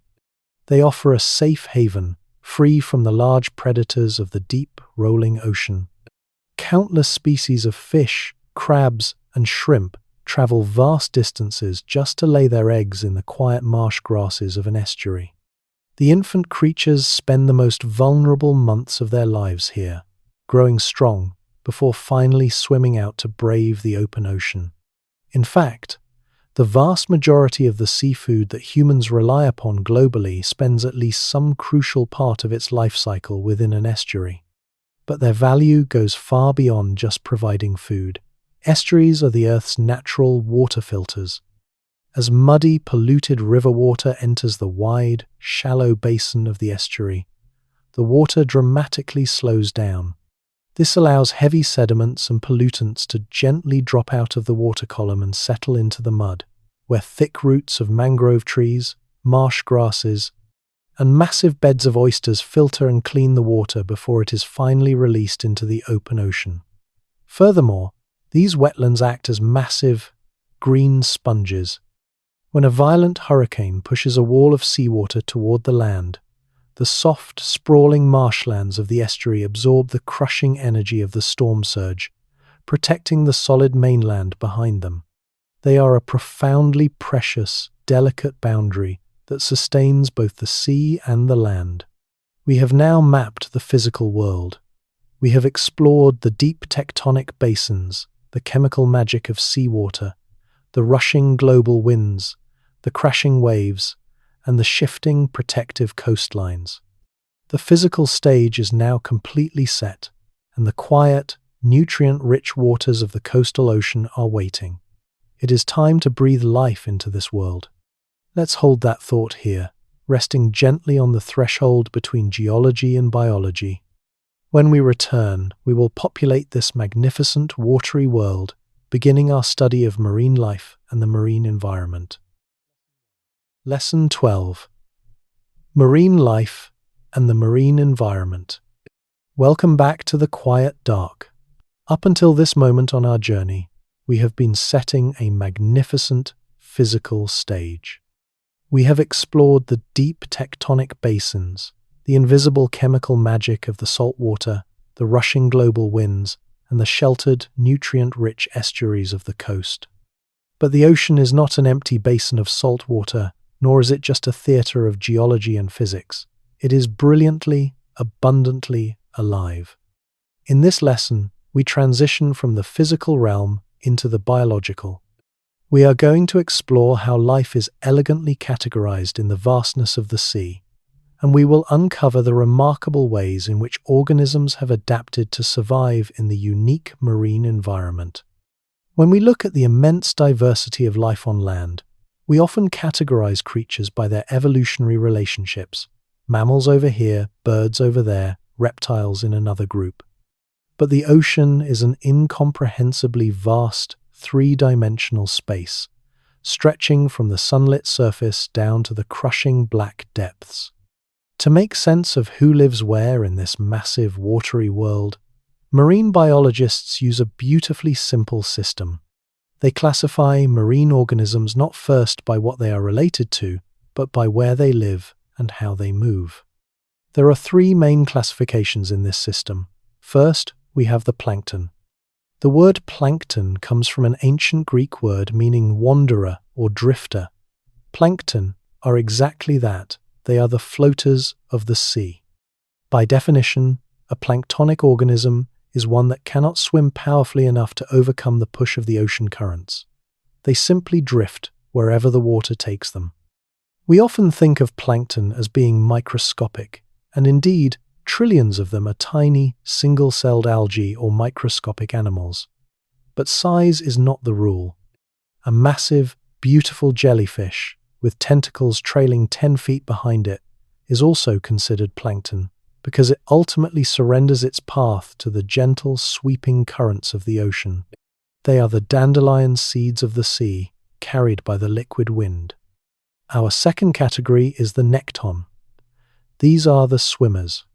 The nekton are the independent travelers of the marine world, possessing the muscular power to propel themselves through the water, entirely independent of the ocean currents. They decide where they want to go, and they swim there. This group includes the sleek, darting fish of a coral reef, the massive, cruising great white sharks, the agile squid, the ancient sea turtles, and the highly intelligent marine mammals. Like dolphins and whales, they are the masters of the open water column, moving with grace and purpose through the three-dimensional blue. Finally, we have the third category, the benthos. These are the bottom dwellers. Benthic organisms are those that live intimately associated with the seafloor. They live on, in, or permanently attached to the bottom of the ocean. This category spans the entire ocean floor, from the crabs scurrying across a sunlit, sandy beach to the beautiful, stationary anemones gripping the rocks of a tide pool, all the way down to the pale, blind worms burrowing into the dark, freezing mud of the abyssal plains. Some benthos crawl, some burrow, and some, like oysters and reef-building corals, cement themselves in place for their entire adult lives, simply waiting for the ocean to bring their food to them. Living completely submerged in water is an experience profoundly different from living in the thin, invisible air of the land. The marine environment presents a unique set of physical challenges, and the creatures of the sea have evolved magnificent adaptations to meet them. The most immediate difference is density. Water is roughly 800 times denser than the air we breathe. Because of this incredible density, water is heavy, but it also provides an immense, comforting physical support known as buoyancy. This buoyant force is why marine animals do not need the heavy, thick, sturdy bones of land animals to hold their bodies up against the pull of gravity. It is the very reason a blue whale, an animal far larger and heavier than any dinosaur that ever walked the earth, can exist. If a whale were placed on land, its own massive weight would instantly crush its organs, but in the gentle, supportive cradle of the ocean, it glides weightlessly. However, this dense water also creates intense friction. Moving through water is like trying to run through waist-deep mud. To survive as a fast-swimming member of the nekton, you must overcome this drag. Evolution's perfect, elegant answer to this problem is the fusiform shape, what we commonly think of as a torpedo. Look at a tuna, a shark, a dolphin, and an extinct marine reptile like an ichthyosaur. Though they are completely unrelated, they all evolved the exact same sleek, tapered shape, allowing them to slip cleanly through the dense water with absolute minimum effort. Then there is the invisible chemical battle, the balance of salt. Marine fish live in a fluid that is significantly saltier than the fluids inside their own bodies. Because nature loves a balance, water is constantly trying to leave the fish's body to dilute the salty ocean around it through a process called osmosis. Think of the fish's skin as a microscopic, semi-permeable gatekeeper. Without an active defense, a marine fish would literally dehydrate and shrivel up while completely surrounded by water. To survive, a marine fish must drink seawater constantly. It absorbs the water to stay hydrated, and its specialized, highly efficient kidneys and gills actively pump the excess, unwanted salt back out into the ocean. It is a tireless, lifelong process of chemical regulation, happening quietly beneath the scales. Finally, we must consider temperature and light. The vast majority of the ocean is perpetually cold and unimaginably dark. Sunlight only penetrates the very thinnest top layer of the sea, a region we call the euphotic zone. Below this, the ocean descends into twilight and eventually pure, eternal blackness. Most marine life is ectothermic, meaning they are cold-blooded. Their internal body temperature simply matches the cold water around them. Because the deep ocean temperature is so incredibly stable, these creatures never have to worry about freezing winters or scorching summers. They have adapted perfectly to a world of quiet, steady cold, using highly sensitive lateral lines to feel the vibrations of the water, or creating their own magical, bioluminescent light to communicate and hunt in the pitch black. By understanding these categories and taking the time to marvel at these adaptations, we are essentially reading the grand, sweeping story of evolution itself. The marine environment is the absolute cradle of all life on Earth. Every single terrestrial creature, including you and me, traces its most ancient ancestry back to these salty waters. Every adaptation we see in the sea, from the streamlining of a dolphin to the salt-pumping gills of a fish, to the delicate buoyancy of a drifting jellyfish, is a masterpiece of biological engineering, shaped over billions of years by the unique physical demands of the water. To study marine life is to study the deepest, most foundational chapters of our own history. We now know who the players are in this magnificent underwater theatre. We have met the wandering plankton, the sleek, swimming nekton, and the grounded, crawling benthos. We understand the physical world they navigate. But this naturally leads us to a vital, pressing question. How exactly is this vast, bustling web of life sustained? What feeds the microscopic wanderers and the giant whales in a world that has no soil, no trees, and no grassy plains? Let's hold that thought here, allowing the image of a beautifully balanced ecosystem to rest in your mind as a complete piece of the puzzle. Our next lesson will trace the invisible flow of energy through the sea as we begin our study of biological productivity and energy transfer. Lesson 13. Biological productivity and energy transfer. Welcome back to the quiet calm of our journey. In our last session, we were introduced to the magnificent cast of characters that populate the marine world.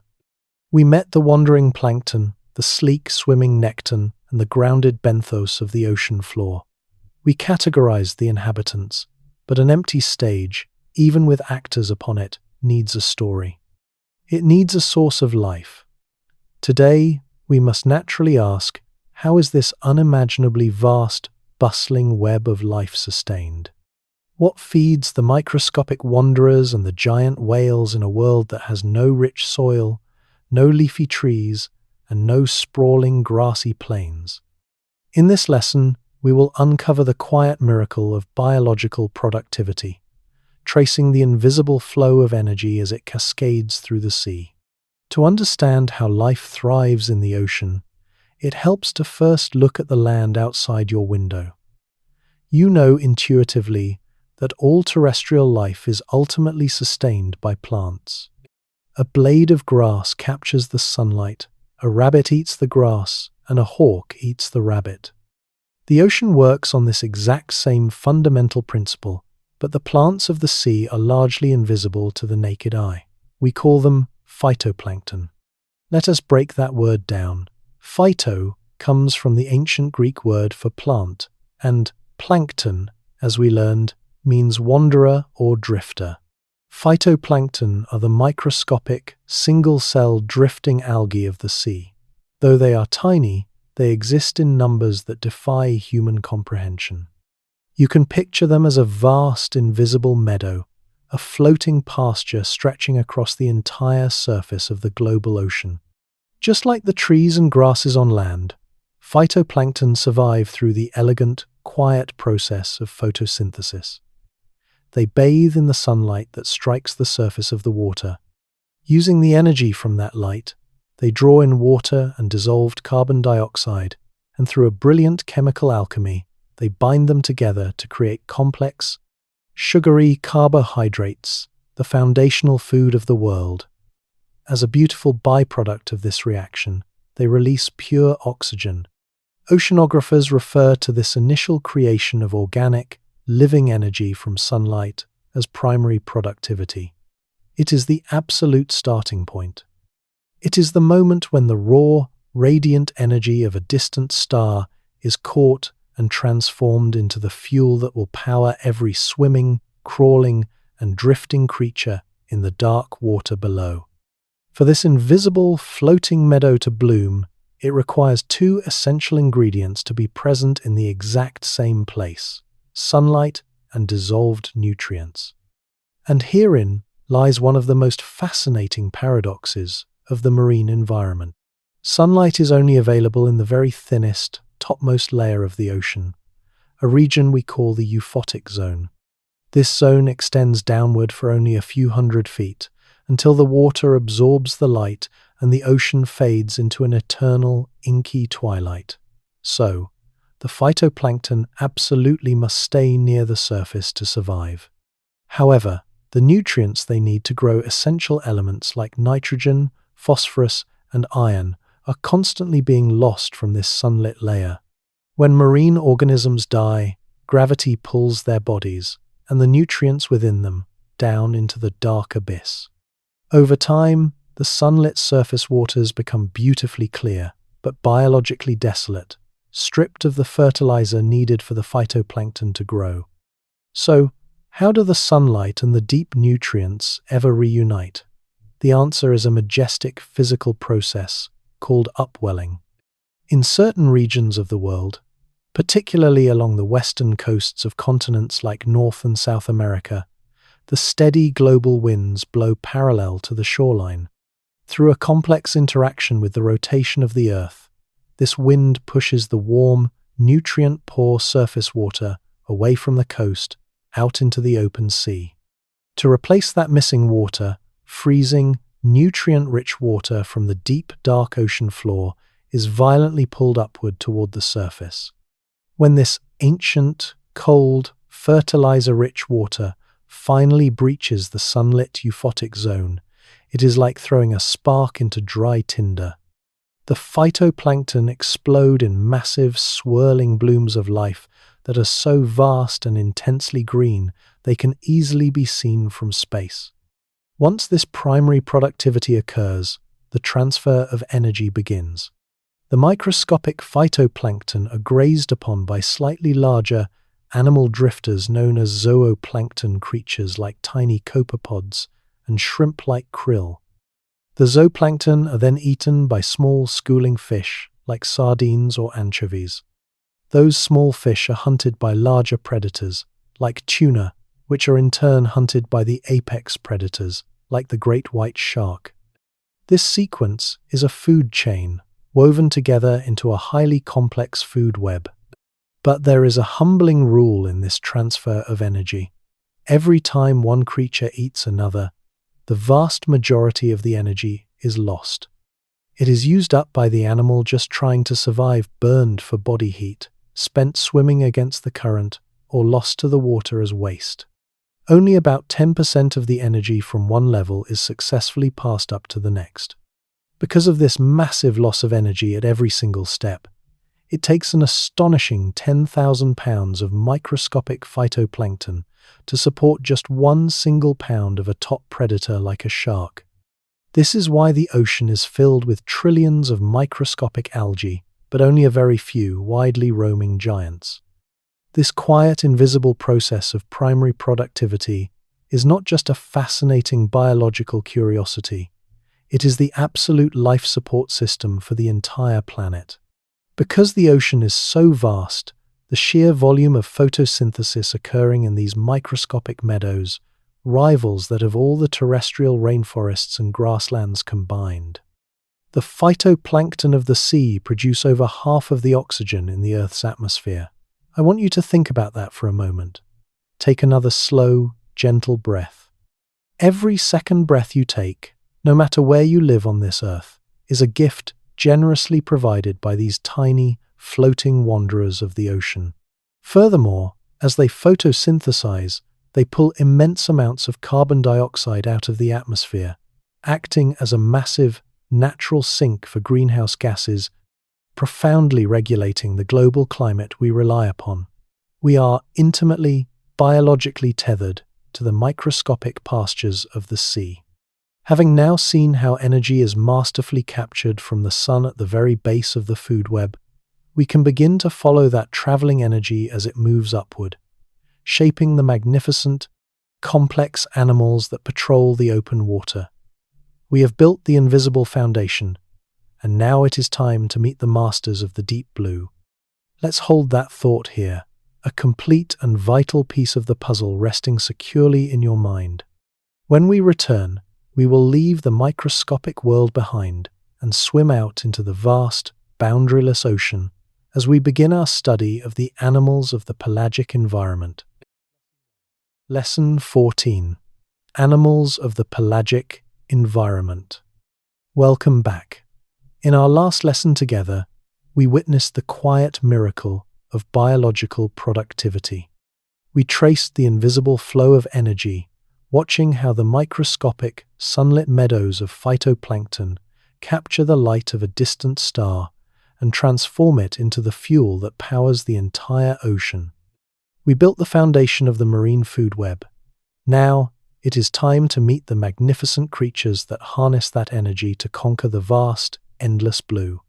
In this lesson, we will leave the shores and the seafloor far behind, swimming out into the limitless, open water column.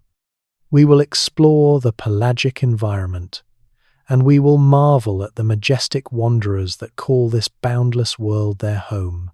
The word pelagic comes from the ancient Greek word pelagos, which translates beautifully to open sea. When we speak of the pelagic environment, we are talking about the entire open water column, completely detached from the coasts and hovering far above the solid bottom of the ocean floor. It is a world composed of nothing but water. Try to imagine what it would truly be like to live in this space.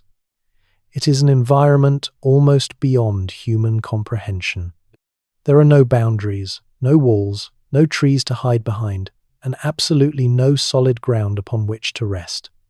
To survive out here, in the grand, three-dimensional void of the open ocean, an animal must solve two immediate life or death problems: how to avoid sinking into the crushing abyss, and how to avoid being seen when there is absolutely nowhere to hide. Let us look at the first problem: sinking. Gravity is relentless, and bone and muscle are heavy. Because there is no seabed to rest upon, pelagic animals must either swim continuously from the moment they are born until the moment they die, or they must cleverly manipulate their own buoyancy to float. Many bony fish have evolved a brilliant, elegant solution called a swim bladder. You can picture this as a tiny, internal balloon sitting quietly inside the fish's body. By gently pulling gas out of its own blood, the fish can inflate this balloon to make itself lighter, or deflate it to make itself heavier, allowing it to perfectly hover in the water column without spending any precious energy swimming. Sharks, however, do not have swim bladders. Instead, they rely on a different, equally magnificent adaptation. A shark possesses a massive liver, which can take up to a third of its entire body weight. This liver is packed with a very specific, lightweight oil called squalene. Because oil naturally floats on top of water, this massive oil-filled organ acts like an internal life jacket, gently lifting the heavy shark upward and keeping it from sinking into the dark. Now, we turn to the second problem: invisibility. How do you hide in a world made entirely of clear, open water? If you are a pelagic prey animal, you are incredibly vulnerable. Predators can attack you from above, from below, or from any side. Evolution's answer to this is a masterful optical illusion known as countershading. Imagine a tuna or a great white shark hovering in the water. If you look closely at their coloration, you will notice they are not one solid color. Their backs, facing the sun, are a dark, muted blue or gray. Their bellies, facing the abyss, are a bright, gleaming white. This is not an accident. If a predator, like a seabird, is flying high above and looks down into the water, the dark back of the fish blends perfectly with the deep, inky blue of the ocean depths. it disappears. Conversely, if a predator is lurking deep in the dark water and looks up toward the surface, the bright, white belly of the fish blends perfectly with the bright, sunlit sky above. Through this simple, elegant trick of coloration, pelagic animals vanish into the void, becoming ghosts in the blue water. This open water is the undisputed realm of the great nekton, the powerful, independent swimmers. It is a world of immense journeys and profound endurance. Consider the mighty tuna.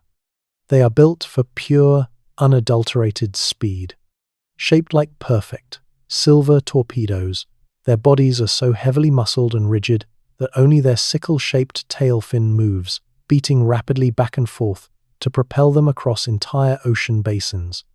Uniquely among fish, some species of tuna have evolved the ability to actually warm their own blood, keeping their swimming muscles hot and primed for explosive bursts of speed in the freezing open water. But of all the pelagic wanderers, perhaps none capture our imagination quite like the marine mammals, particularly the whales. The story of the whale is one of the most beautiful, poetic journeys in the history of evolution. Millions of years ago, the ancestors of modern whales were actually warm-blooded, air-breathing mammals that walked on four legs upon the solid land.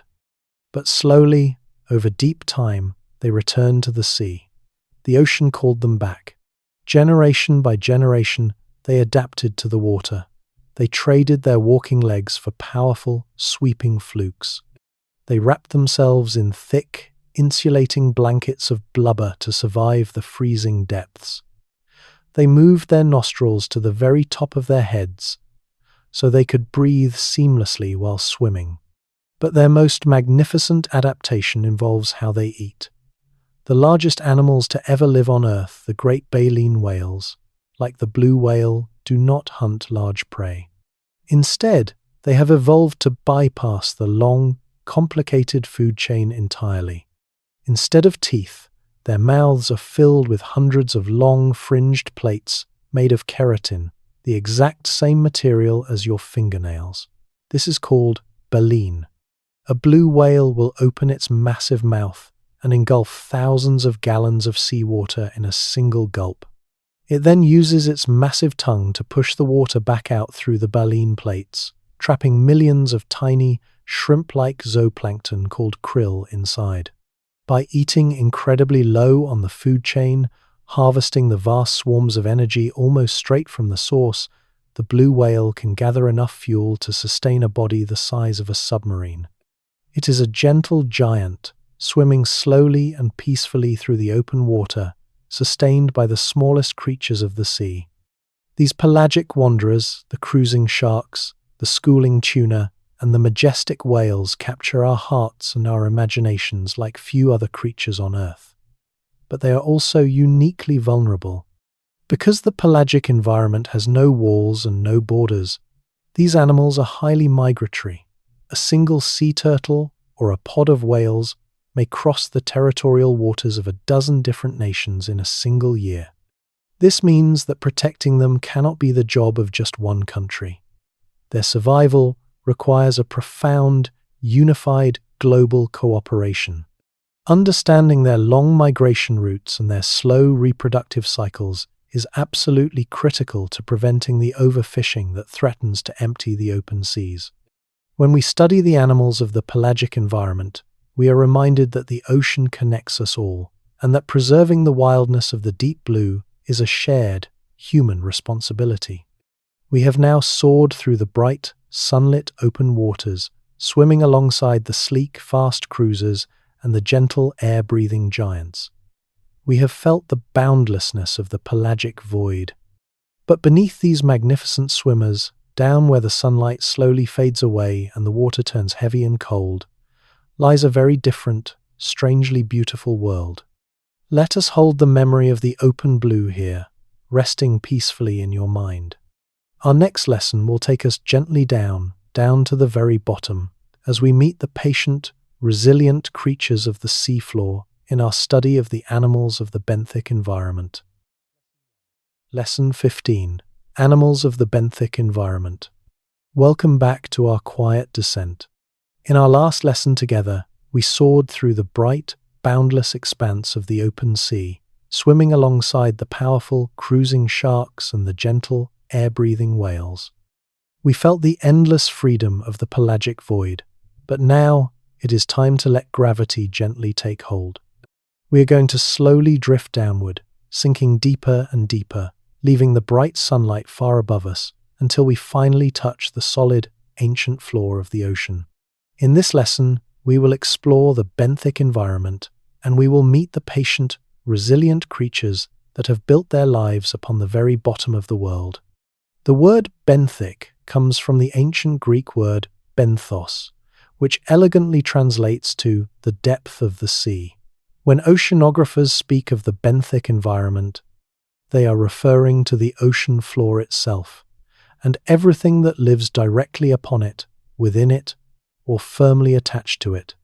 This environment encompasses everything from the wet, sparkling sand of the shallow intertidal beach, all the way down to the freezing, muddy plains of the deepest oceanic trenches.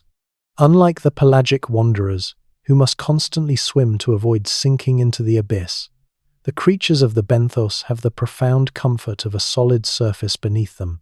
Because they have a floor to rest upon, they have evolved completely different ways of existing. We generally divide these bottom dwellers into two distinct lifestyles. First, we have the epifauna. These are the creatures that live on top of the ocean floor. They crawl across the rocks, they scurry over the sand, or they cement themselves directly to the hard substrate. This group includes the familiar starfish, the armored crabs, the slow-moving sea snails, and the beautiful, stationary sea anemones. Secondly, we have the infauna. These are the hidden creatures of the deep. Instead of living on the surface, the infauna choose to burrow down into the soft sediments, burying themselves securely in the sand or the thick, ancient mud.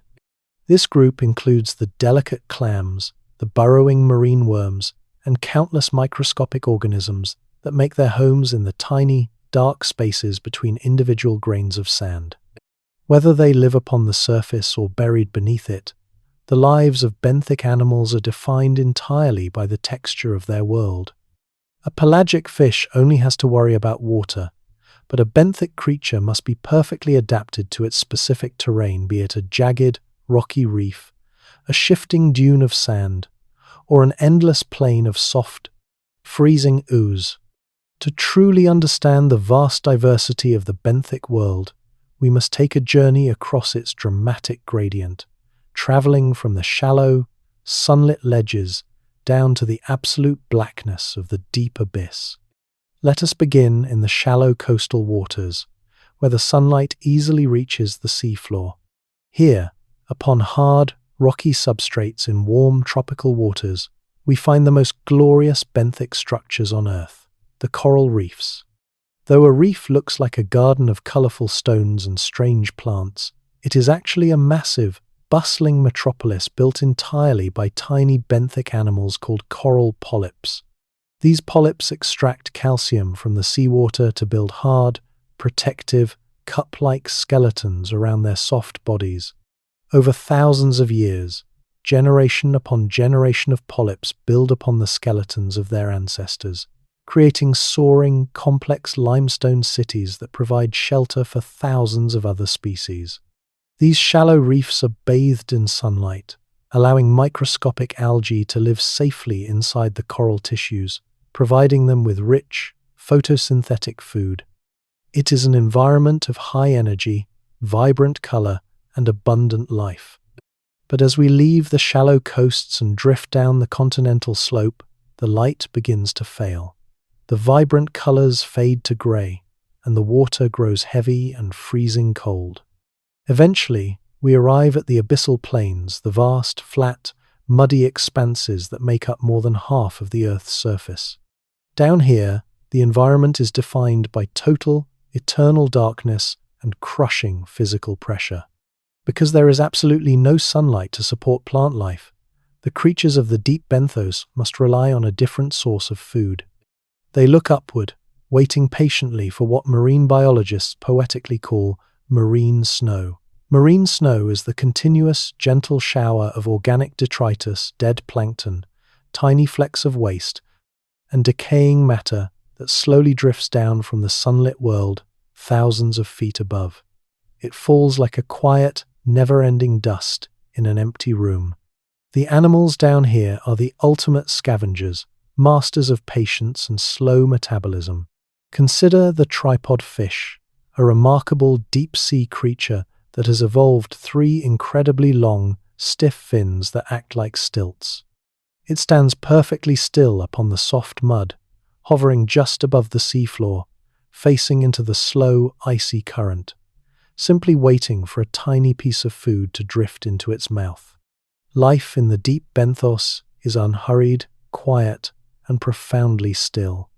Yet, there is one magnificent exception to this quiet, freezing darkness. In 1977, scientists exploring the deep ocean floor discovered something that completely revolutionized our understanding of biology: hydrothermal vents. Along the deep, volcanic ridges where the Earth's tectonic plates are pulling apart, seawater seeps down into the crust, becomes superheated by magma, and blasts back out into the freezing ocean, carrying thick black clouds of dissolved minerals. Around these boiling, toxic deep-sea geysers, scientists found massive, thriving communities of life where none should logically exist. They found towering, blood-red tube worms that grow up to 8 feet long and swarms of blind white crabs. Because there is no sunlight, these benthic creatures do not rely on photosynthesis. Instead, they rely on chemosynthesis. Specially adapted bacteria take the toxic hydrogen sulfide gas bubbling up from the Earth's interior and use its chemical energy to create food, completely independently of the sun. It is an entire, bustling ecosystem powered not by starlight, but by the raw, geothermal heat of the Earth itself. The benthic environment, from the sunlit reefs to the dark abyssal plains, is the foundational bedrock of the ocean's health. The shallow coral reefs, though they cover less than 1% of the ocean floor, support an astonishing 25% of all known marine species. They act as critical nurseries for the fish that feed billions of people, and their massive physical structures act as breakwaters, protecting human coastlines from the devastating impact of storm waves. Meanwhile, the deep, dark benthos holds secrets we are only just beginning to uncover. The unique, highly specialized creatures that have adapted to the crushing pressures and toxic chemicals of hydrothermal vents possess unique enzymes and biological compounds that medical researchers are currently studying to develop new antibiotics and cancer treatments. However, because life in the deep benthos moves so incredibly slowly, with some deep-sea corals taking thousands of years to grow, this environment is exceptionally fragile. Destructive human practices, like dragging heavy-weighted nets across the seafloor or the emerging threat of deep-sea mining for minerals, can wipe out ancient, quiet ecosystems in a matter of hours.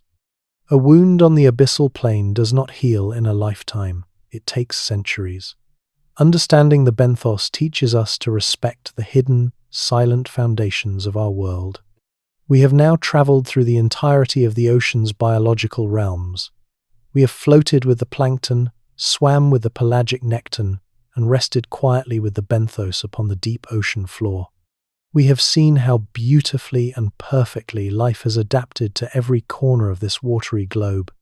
Up to this point, we have largely looked at the ocean as a pristine, untouched system, a perfect machine of geology, chemistry, and biology, working in absolute harmony. But we, as humans, are not separate from this system.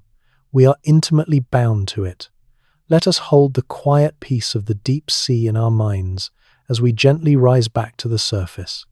When we return, we will look at the profound relationship between humanity and the sea, as we begin our study of the ocean and climate change. Lesson 16. The Ocean and Climate Change. Welcome back to the surface of our grand blue world. Over the course of our journey together, we have marveled at the ocean as a pristine, perfectly balanced system. We have traced the ancient, grinding tectonic plates, ridden the sweeping global currents, and met the magnificent creatures that call the sunlit waters and the freezing, dark abyss their home. We have looked at this watery world as a flawless machine of geology, chemistry, and biology working in absolute harmony. But the ocean does not exist in isolation. It is locked in a deep, perpetual embrace with the atmosphere above it, and by extension, with the rapidly changing world of humanity. In this lesson, we will explore the profound and delicate relationship between the ancient rhythms of the sea and the modern realities of a warming planet, as we gently unpack the ocean's role in global climate change. To understand the ocean's relationship with our climate, we must first look upward to the invisible blanket of gases that wraps around our planet. Our atmosphere naturally contains greenhouse gases, like carbon dioxide. These gases act exactly like the glass of a greenhouse. They allow the light of the sun to shine down and warm the earth, but they prevent much of that heat from radiating back out into the freezing void of space. This natural blanket is a beautiful thing. It is the very reason our planet is comfortably warm and capable of sustaining life. However, since the dawn of the industrial age, human activity has been steadily pumping massive, unprecedented amounts of extra carbon dioxide into the sky. We have been rapidly weaving new, heavy layers into that atmospheric blanket, trapping far more heat than the Earth is used to holding. But as the air grows steadily warmer, why has the land not become completely unlivable? The answer lies in the vast, silent depths of the sea. The ocean is the Earth's great thermal buffer. It is the ultimate planetary sponge. Water possesses a magnificent chemical property known as a high heat capacity. You have likely experienced this in your own kitchen. If you place an empty metal pot on a hot stove, the metal will burn your fingers almost instantly. But if you fill that pot with water, it takes a very long, patient time for the water to absorb enough heat to finally boil. The ocean acts just like the water in that pot, but on an unimaginably massive scale. Over the past several decades, the global ocean has quietly absorbed more than 90% of the excess heat trapped by our thickened atmosphere. It has taken the brunt of this invisible burden, drawing the heat away from the continents, keeping the air we breathe relatively cool.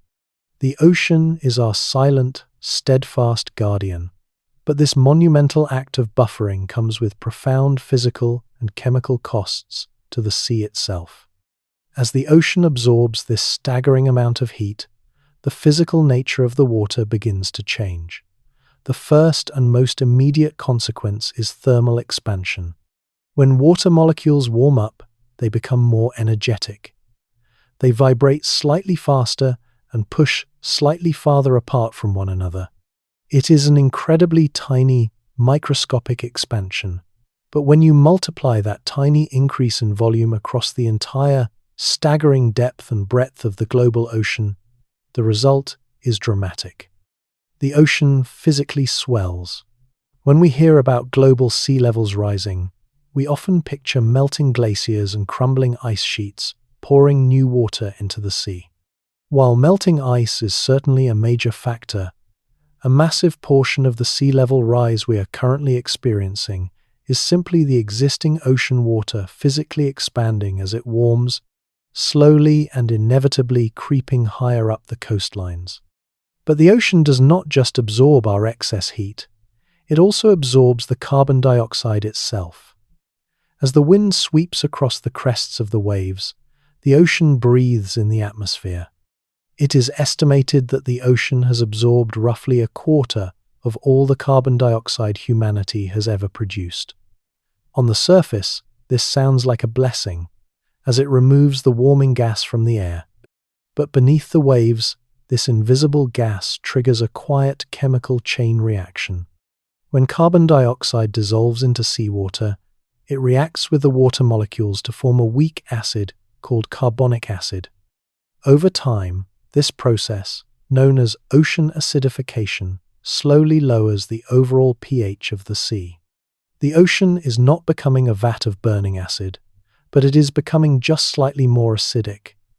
And in the delicate world of marine chemistry, a slight shift is monumental. This subtle change steals essential carbonate ions from the water. These are the exact building blocks that countless marine creatures, from the majestic, reef-building corals to microscopic, drifting sea snails called pteropods, rely upon to construct their protective shells and skeletons. As the water acidifies, building and maintaining a shell requires far more energy, leaving these fragile creatures exhausted and vulnerable in a changing sea. The impacts of this warming and acidifying ocean ripple outward, touching every layer of the biological web we have spent so long studying.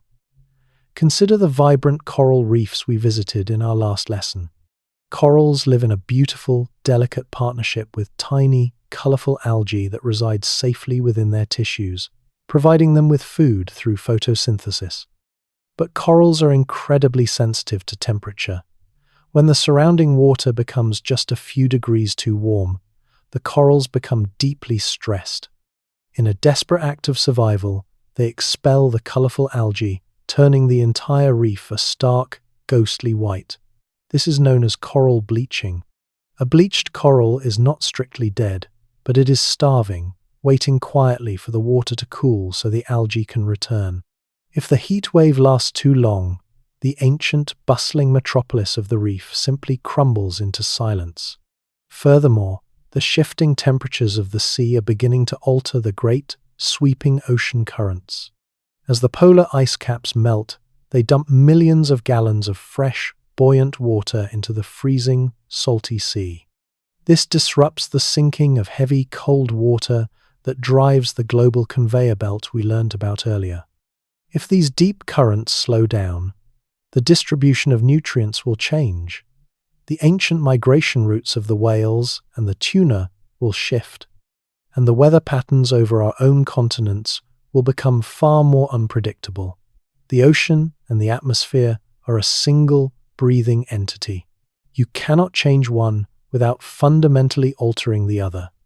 Understanding climate change is not meant to inspire fear or panic, especially not in this quiet space of rest. Rather, it is meant to inspire a profound, humbling awareness of how deeply interconnected we are with the natural world. The ocean has protected us, absorbing our heat and our carbon, granting us the precious gift of time. Recognizing this invisible sacrifice is the absolute first step toward becoming better stewards of our blue planet, learning to live in harmony with the ancient rhythms that sustain us all. We have now seen how the invisible emissions of our modern world reach down to touch the deepest, darkest corners of the sea, altering its temperature and its chemistry. But our relationship with the ocean is not just invisible, it is also highly physical and tangible. We pull vast bounties of food and resources from its depths, and unfortunately, we also physically introduce materials into its waters that do not belong there. Let us hold the grand, sweeping image of the Earth's climate here, allowing it to rest gently in your mind. When we return, we will look closer at the tangible interactions between humanity and the sea, as we begin our study of marine pollution and environmental stewardship. Lesson 17: Marine Pollution and Environmental Stewardship. Welcome back to the gentle, steady rhythm of our journey. In our last lesson together, we explored the invisible, atmospheric embrace between the ocean and our warming planet. We saw how the sea acts as our silent guardian, patiently absorbing vast amounts of heat and carbon dioxide to buffer our climate. But humanity's relationship with the ocean is not only atmospheric and invisible, it is also highly physical, tangible, and direct. We pull immense bounties of life from its depths, and in return, we often introduce materials into its waters that simply do not belong there. Tonight, we will look closely at this tangible interaction. we will explore the concept of marine pollution, but we will not do so with fear or despair. Instead, we will look through the lens of understanding, focusing on the profound resilience of the sea and the beautiful, deeply human calling of environmental stewardship. To understand how human materials find their way into the vastness of the sea, we must first change how we picture marine pollution. When we think of ocean pollution, our minds often jump to dramatic, isolated events, like a massive oil tanker spilling its cargo out in the open waves, or an industrial pipe dumping directly into a coastal bay. Oceanographers refer to these as point source pollution. They are called this because you can point a single finger directly at the source. It is a single, identifiable location. However, point source pollution actually makes up only a very small fraction of the materials entering the sea. The vast, overwhelming majority of marine pollution comes from a much quieter, broader, and more complex origin known as non-point source pollution. To visualize this, imagine a single raindrop falling upon a suburban driveway on a quiet Tuesday afternoon.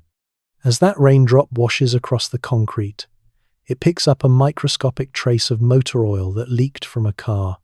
It flows down into the street gutter, where it joins thousands of other raindrops carrying tiny flecks of rubber from worn tires, a discarded plastic wrapper from the sidewalk, and a dusting of chemical fertilizer from a perfectly manicured front lawn. This water washes into a storm drain, which quietly empties into a local creek, which flows into a larger river, which eventually, inevitably, meets the sea. Non-point source pollution is the combined, collective runoff of thousands of miles of human habitation. It is the result of a million tiny, seemingly harmless actions that are washed away by the rain and gathered together by the gravity of the ocean. It teaches us that no matter how far inland we live, we are all intimately, permanently connected to the coast. Of all the materials that this vast network of rivers carries to the sea, none is more pervasive or long-lasting than plastic. The story of plastic is a fascinating paradox of human engineering. In the mid-20th century, we brilliantly invented a synthetic material that was lightweight, incredibly strong, and designed to last practically forever. But that greatest strength is also its fatal flaw in the natural world. We took a material designed for immortality, and we began using it for things we throw away after a single, fleeting use. When a plastic bottle or a fishing net is washed into the ocean, it does not biodegrade. Nature has no enzymes, no ancient bacteria equipped to digest this synthetic material. Instead, plastic merely photodegrades. Over years of floating in the salty water, battered by the crashing waves and baked by the ultraviolet light of the sun, the plastic becomes brittle and slowly fractures into smaller and smaller pieces. Eventually, it breaks down into tiny, confetti-like fragments called microplastics, some smaller than a single grain of sand.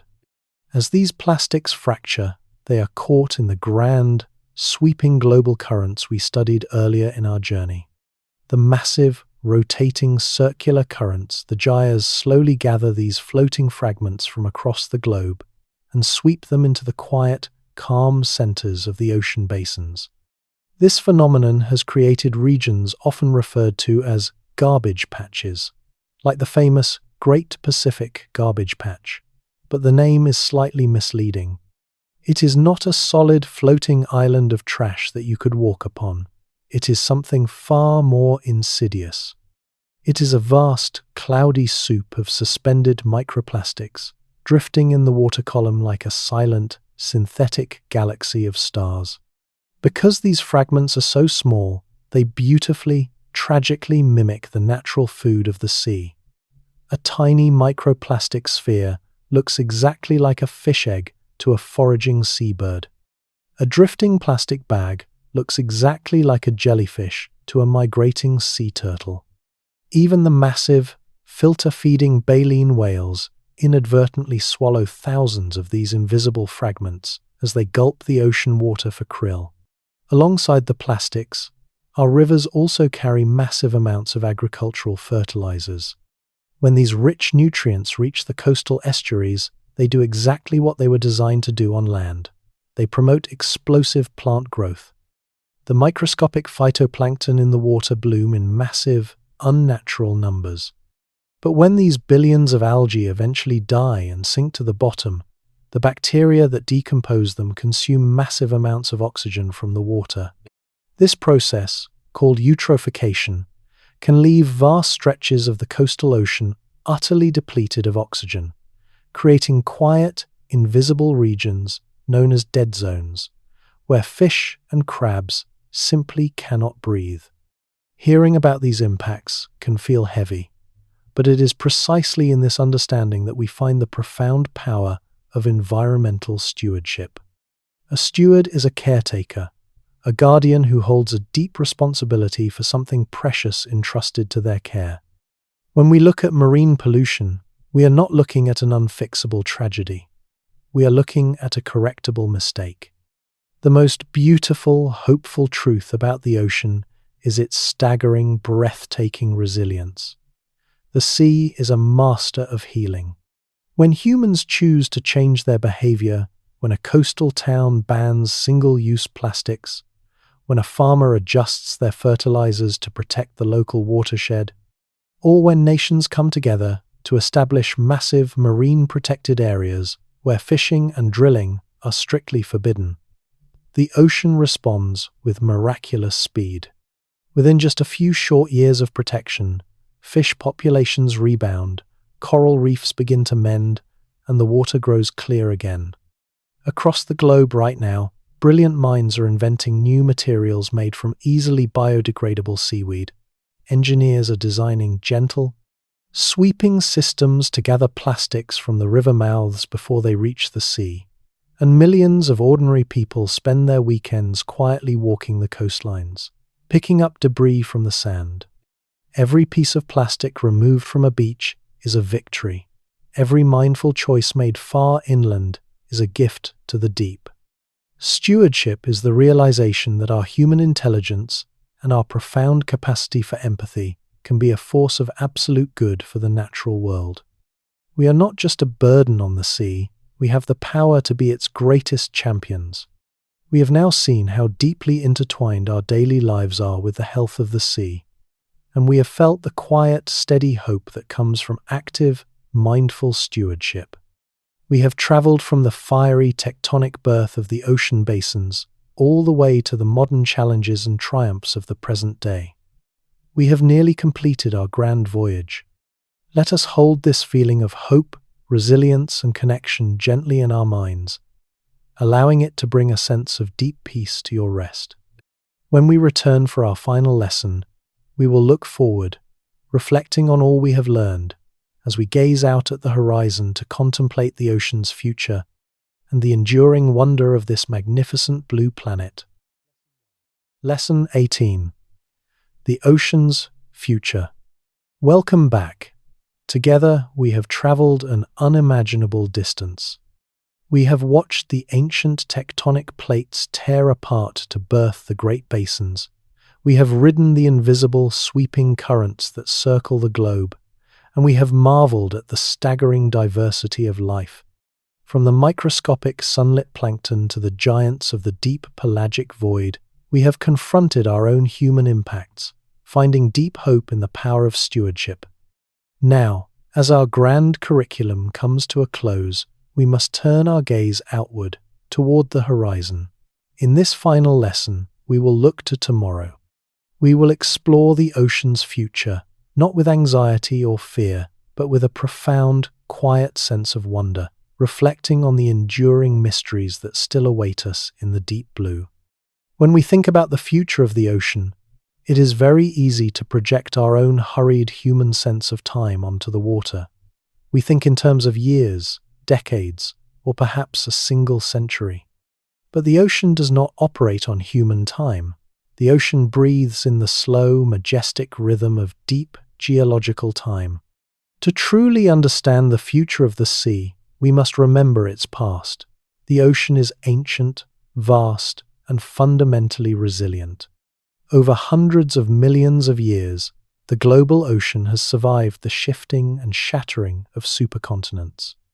It has endured massive volcanic ages, the fiery impacts of meteors, and eras where the Earth was both entirely frozen over in ice and entirely melted into a sweltering greenhouse. The chemical balance has shifted, the sea levels have risen and fallen by hundreds of feet, and ancient species have faded away to make room for the new. Through all of this unimaginable upheaval, the ocean has endured, it has adapted, it has continued to foster life. Therefore, when we look to the future, we must realize that the ocean itself is not in danger of disappearing. Long after our modern cities have turned to dust, the waves will still be breaking upon the shores of whatever continents exist in that distant age. The water will still hold the deep, heavy magic of gravity and salt. The true question of the ocean's future is not whether the sea will survive, but rather what kind of ocean we will leave for the generations of life, both human and marine, that will inherit it from us. The future is about finding a way to exist in harmony with a system that is infinitely larger and older than we are, recognizing that our own survival is beautifully, inextricably tied to the health of the water. The most thrilling aspect of the ocean's future is how much of it remains an absolute mystery. It is often said that we know more about the barren, dusty surface of the moon than we do about the bottom of our own ocean. But this is rapidly changing. We are currently standing at the very beginning of a new, golden age of ocean exploration, driven by magnificent leaps in technology that allow us to see in the dark. Imagine, for a moment, a fleet of sleek, autonomous underwater gliders. These beautiful, silent machines look like small, yellow torpedoes with wings. They require no human pilot and no roaring engines. Instead, they glide gracefully through the pelagic environment by making tiny, mechanical adjustments to their own buoyancy, sinking and rising in a slow, endless wave, moving quietly alongside the whales and the tuna. For months at a time, they patrol the deep water, gathering millions of data points on temperature, salinity, and microscopic life, transmitting their findings via satellite every time they breach the surface. Meanwhile, high above the atmosphere, advanced satellites are using radar to measure the exact height of the ocean's surface down to the millimeter. Because the massive gravitational pull of an underwater mountain actually draws extra water toward it, these satellites can map the rugged, hidden topography of the ocean floor simply by measuring the microscopic, permanent swells on the surface of the sea. We are mapping the dark abyss from the brightness of space. Down in the deepest trenches, we are sending remote-operated vehicles, brilliant, robotic explorers equipped with high-definition cameras and gentle, mechanical arms. They descend into the freezing, crushing pressures of the benthic environment, illuminating landscapes that have not seen light since the dawn of the world. Every single time we send one of these machines into the deep, we discover something new. We find entirely new species of bioluminescent jellyfish, ancient, towering sponge reefs, and the quiet, ghostly remains of historical shipwrecks perfectly preserved in the cold. The future of oceanography is a frontier of infinite discovery. There are still monsters to find, ancient secrets to uncover, and miraculous biological medicines hiding quietly within the DNA of deep-sea corals. The age of discovery is not over. It has only just begun. As our understanding of the ocean grows, so too does our perspective on how we must interact with it. The future of our relationship with the sea is shifting from an era of endless extraction to an era of careful, intelligent cultivation. We are moving toward what is known as the blue economy. This is a future where humanity works with the ancient rhythms of the water, rather than fighting against them. We are already seeing the beginnings of this beautiful shift. Coastal communities are restoring vast, underwater forests of giant kelp, which not only provide sanctuary for thousands of fish, but also draw massive amounts of carbon out of the atmosphere. Engineers are designing silent, underwater turbines that capture the endless, renewable energy of the tides and the sweeping global currents to power our cities without pollution. Nations are coming together to designate vast swaths of the open sea as marine sanctuaries, giving the ocean the quiet time and space it needs to heal and replenish itself. The future of the ocean is a story of human empathy catching up to human industry. It is the realization that the sea is not merely a resource to be spent, nor a void to be feared, but a living, breathing partner. We are intimately tied to this water. The very blood in our veins has roughly the same salt concentration as the ancient seawater from which our earliest ancestors emerged. We are, quite literally, walking, breathing ocean. When we protect the sea, we are not just saving a distant environment, we are preserving the very cradle of our own existence. We are protecting our own home.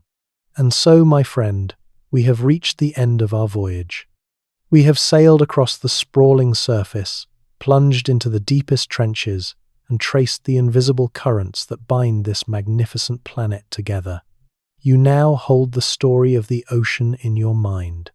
As you lie there, safe and warm, I want you to imagine the gentle, rhythmic sound of the surf breaking on a quiet, sandy beach under a blanket of brilliant, silver stars.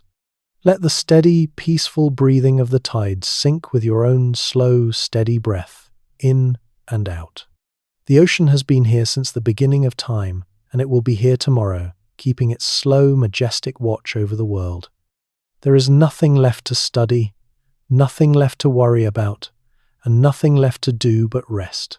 Let the quiet weight of the water embrace you. Let the ancient currents carry you away.